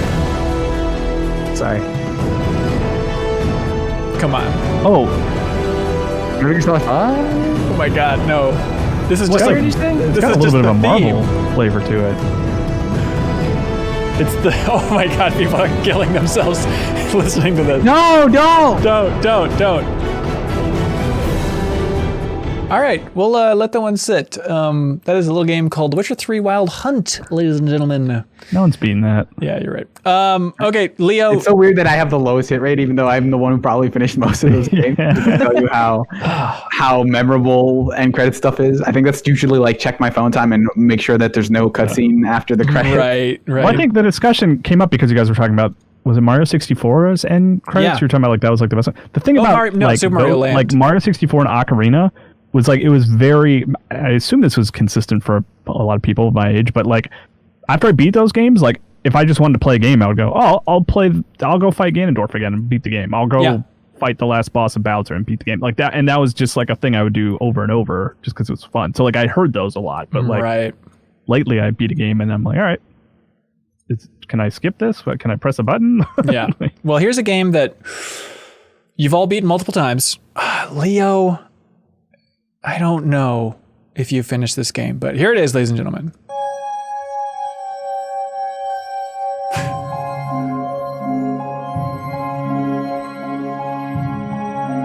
How strange. What Remains of Edith Finch? Interesting. No. What? Is this really it? It's showing concept art of a village. Oh, is it Resident Evil 4? Resident Evil 4. Cool. God. It tracks the infection coming into the village and corrupting everybody. Yeah, good call, man. Honestly, like genuinely a fantastic way to end the game is just to kind of show how it all started. I love that. Skyward Sword pulls a similar trick, and I love that too. Yeah. Leo, have you played Resident Evil 4? Yeah. Did you beat it? Great game. I don't know if I ever did. I think I got close a couple times. Yeah, it's a long game. It's long, man. All right, this one, there must be some sort of error because I don't think this game has credits, but... Persona 5. Persona 5! There it is. Man, that was a fast one. Thank you for submitting the fun music trivia, Clint Farley. What do y'all like for question of the week? That was a long one. Yeah. I think the question, or the question they're always looking for that makes the show better, personally, I think was the game pitches. Yeah, you know, that was, I mean, just for Serial's joke about Eric, it's like enough for me. Are there any other contenders? I immaculate Jeff Bezos' impression too. Yes, that's true. Yeah. All right, we'll give it to an Attack Corgi. Congratulations on Attack Corgi. You get the Teenage Mutant Ninja Turtles vinyl soundtrack, thanks to our friends at I Am 8-Bit. Thank you so much. Now it's time for something that we in the biz like to call Get a Load of This. Kyle. Hi. The floor is yours, sir. Okay. I have two. What is more interesting? It seems like the perfect time to try and figure it out. Yeah. Okay. I'm just going to go with a simple one because it caught me off guard. I don't know if maybe it's like abnormal to recommend something like this, but Miley Cyrus, I don't have any thoughts about her one way or another. She seems great. I've never really listened to her music or anything, but this there was a cover being shared around that she did recently where she sang Zombie by the Cranberries. Yeah. On stage somewhere. And it's awesome. Really? Like it really, I was like, whoa, this is really great. Like I love that song and to hear it from her, which is like, she has a unique take on it, but like really also nails the weird thing about that song that's like really, I don't know, just like kind of soaring and like melancholy. It really was like, I loved it. Like that's cool. So I'll point to that. That was really cool. Yeah, I love that. The links for all these are below. Leo-san? This is a video called Nakel Smith Falling. He is a pro skateboarder. You may have seen a clip of his gone viral where he falls doing a skateboard trick, hits his back on the concrete and bounces out of it. Basically bounces into a backflip like a Jackie Chan move and lands on his feet. Oh my gosh. And this video is a compilation of him doing that in various situations. And it looks like the next stage of human evolution. It is incredible. It looks like it doesn't hurt at all. He does it so gracefully. Oh, wow. That's wild. Hey, everybody, get a load of this. Engadget had a story. A lot of folks ran this story, but I think it's an interesting, weird thing that a while ago they announced that there was a bit of cooperation between Microsoft and our dear friends over at GameStop, and that like GameStop was reworking its back end to be on Microsoft systems, all that stuff. Turns out the connection goes a little bit further than that, where apparently GameStop will get a cut of all revenue on every Xbox that they sell. So all digital revenue, GameStop will get a cut. So they're going to be incentivized to sell Xbox Series X and Series S. And it's not clear at this point how much of a cut it is. Like people are speculating somewhere between 1 up to 10%, which is the extremely high end. But every digital thing, they can track it because of the serial number on that Xbox. GameStop will get a cut. Isn't that bizarre? Wow. Leo, you seem to be having a heart attack. That's interesting. I'm trying to think the motivation behind that. And it must just be to get them to push Xboxes harder than PS5s, right? Yeah, exactly. That's brilliant. It is interesting. It's like, well, it probably works out well for GameStop. Why not push these things? And now, they're like, well, look at us. We're in the digital market, everybody. Who do you think brought what to that deal? Do you think Microsoft pitched them that deal and GameStop lost their frickin' minds? We'll have to consult behind closed doors for a bit. Oh my God, they're doing it, those idiots. I don't know. Well, Phil Spencer, I think, is he on the board? He has some connections, or maybe I'm thinking of the ESA. That could be. But yeah, it's interesting. Reggie. What's that? Reggie Fils-Aimé is on the board. Reggie bringing it home. Yeah, it's an interesting deal. I'm curious to see how it plays out this generation. We'll probably forget about it a year from now, but I'm curious, like on the ground for GameStop employees, what difference it's going to make for them and how they talk about things. Suriel? So this is a pretty quick one. So if you're, we have a lot of important stuff happening in the next few weeks, and if you're looking for something to take a break from all that stuff, you can follow a new account called Titles in Media, which is a series of images that basically have moments in movies where they say the name of the movie. That's great. But it's all completely made up. So they'll just be like, the captions will say, for example, there's a picture of one, a still from the movie John Wick, and the caption will be, yeah, I'm thinking I'm John Wick 2015. Or something like, your army won't survive the attack of the clones. And obviously the classic, the one where, they have the end of Gone with the Wind, and he says, frankly, my dear, I'm gone with the wind. Or like, I think my favorite one is like is one from Gone Girl, where they have the photo of like the still of like the missing poster for Amy Dunn, and you see Ben Affleck's character and said, my wife, I'm afraid she has become a Gone Girl. So like they're all, I think a lot of them are user submitted, if not most of them, but it's a fun account to follow, just to see how dumb they get with these names. That's My excellent. wife has become a Gone. That's very good. Hey, get a load of this from the community in the Get a Load of This channel on the community Discord, which you get access to if you support us at any tier on Patreon. And I know a lot of you are like, I don't know what Discord is. Give it a whirl. It's a fun place to connect with folks and find people to play games with. And it's a wonderful, wonderful community thanks to our wonderful mods.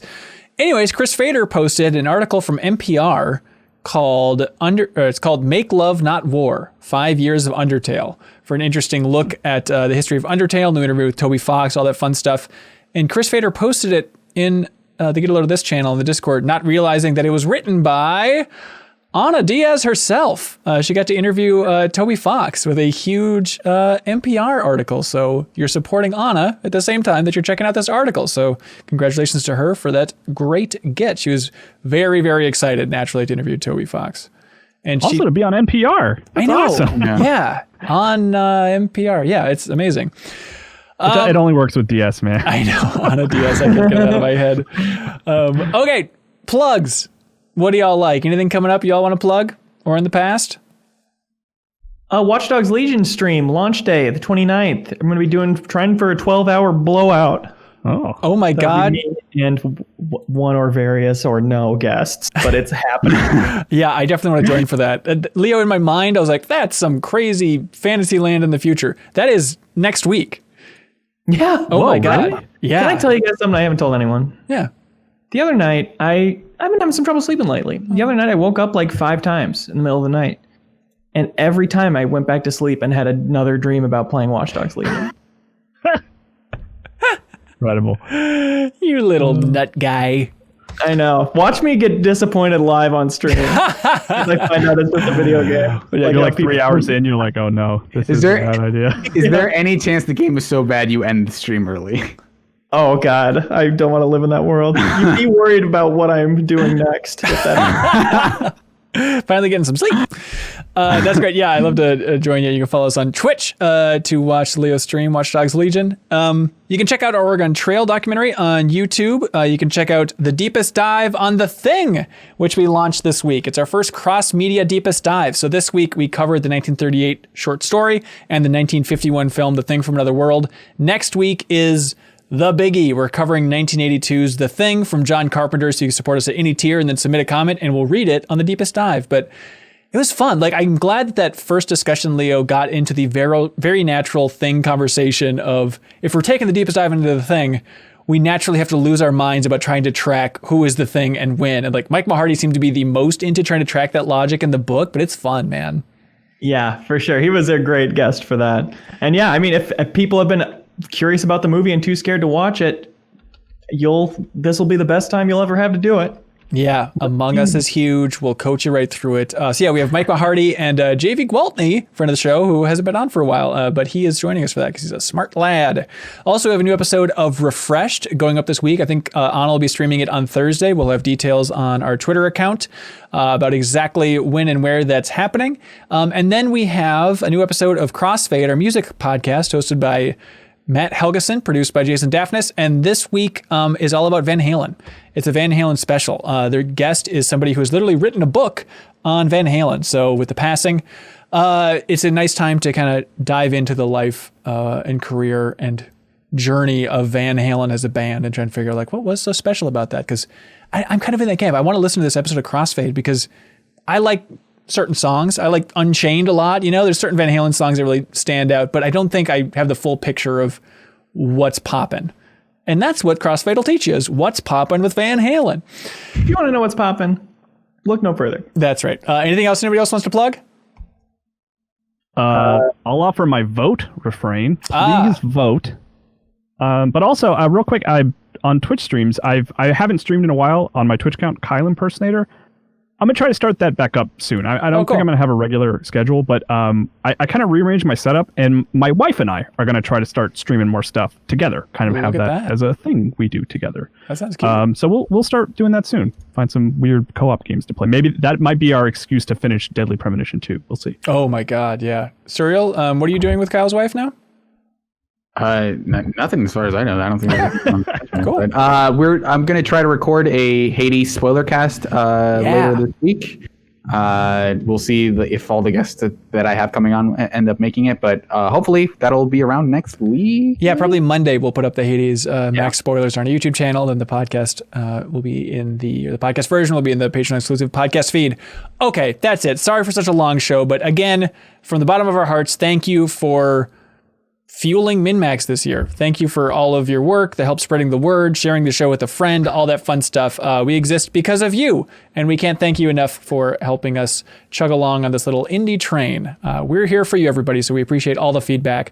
And thanks to all of our $50 supporters, the Bambox, I'm 8-Bit, Mirko Arico-Torreno, Zachary Pligge, Rebekah Lang, BeatenDownBrian, Bryan with a Y, Captain Stubbs 1, Mark Seliga, Jawarhello, Ludwig Roque, Andrew Vala, Jesse Vitelli, Sammy83, Thomas Hoster, Snake24. Leo, you know who comes up next. I sure do. Can't wait to hear it. That's right, Leo. It's Yarrow, your boy.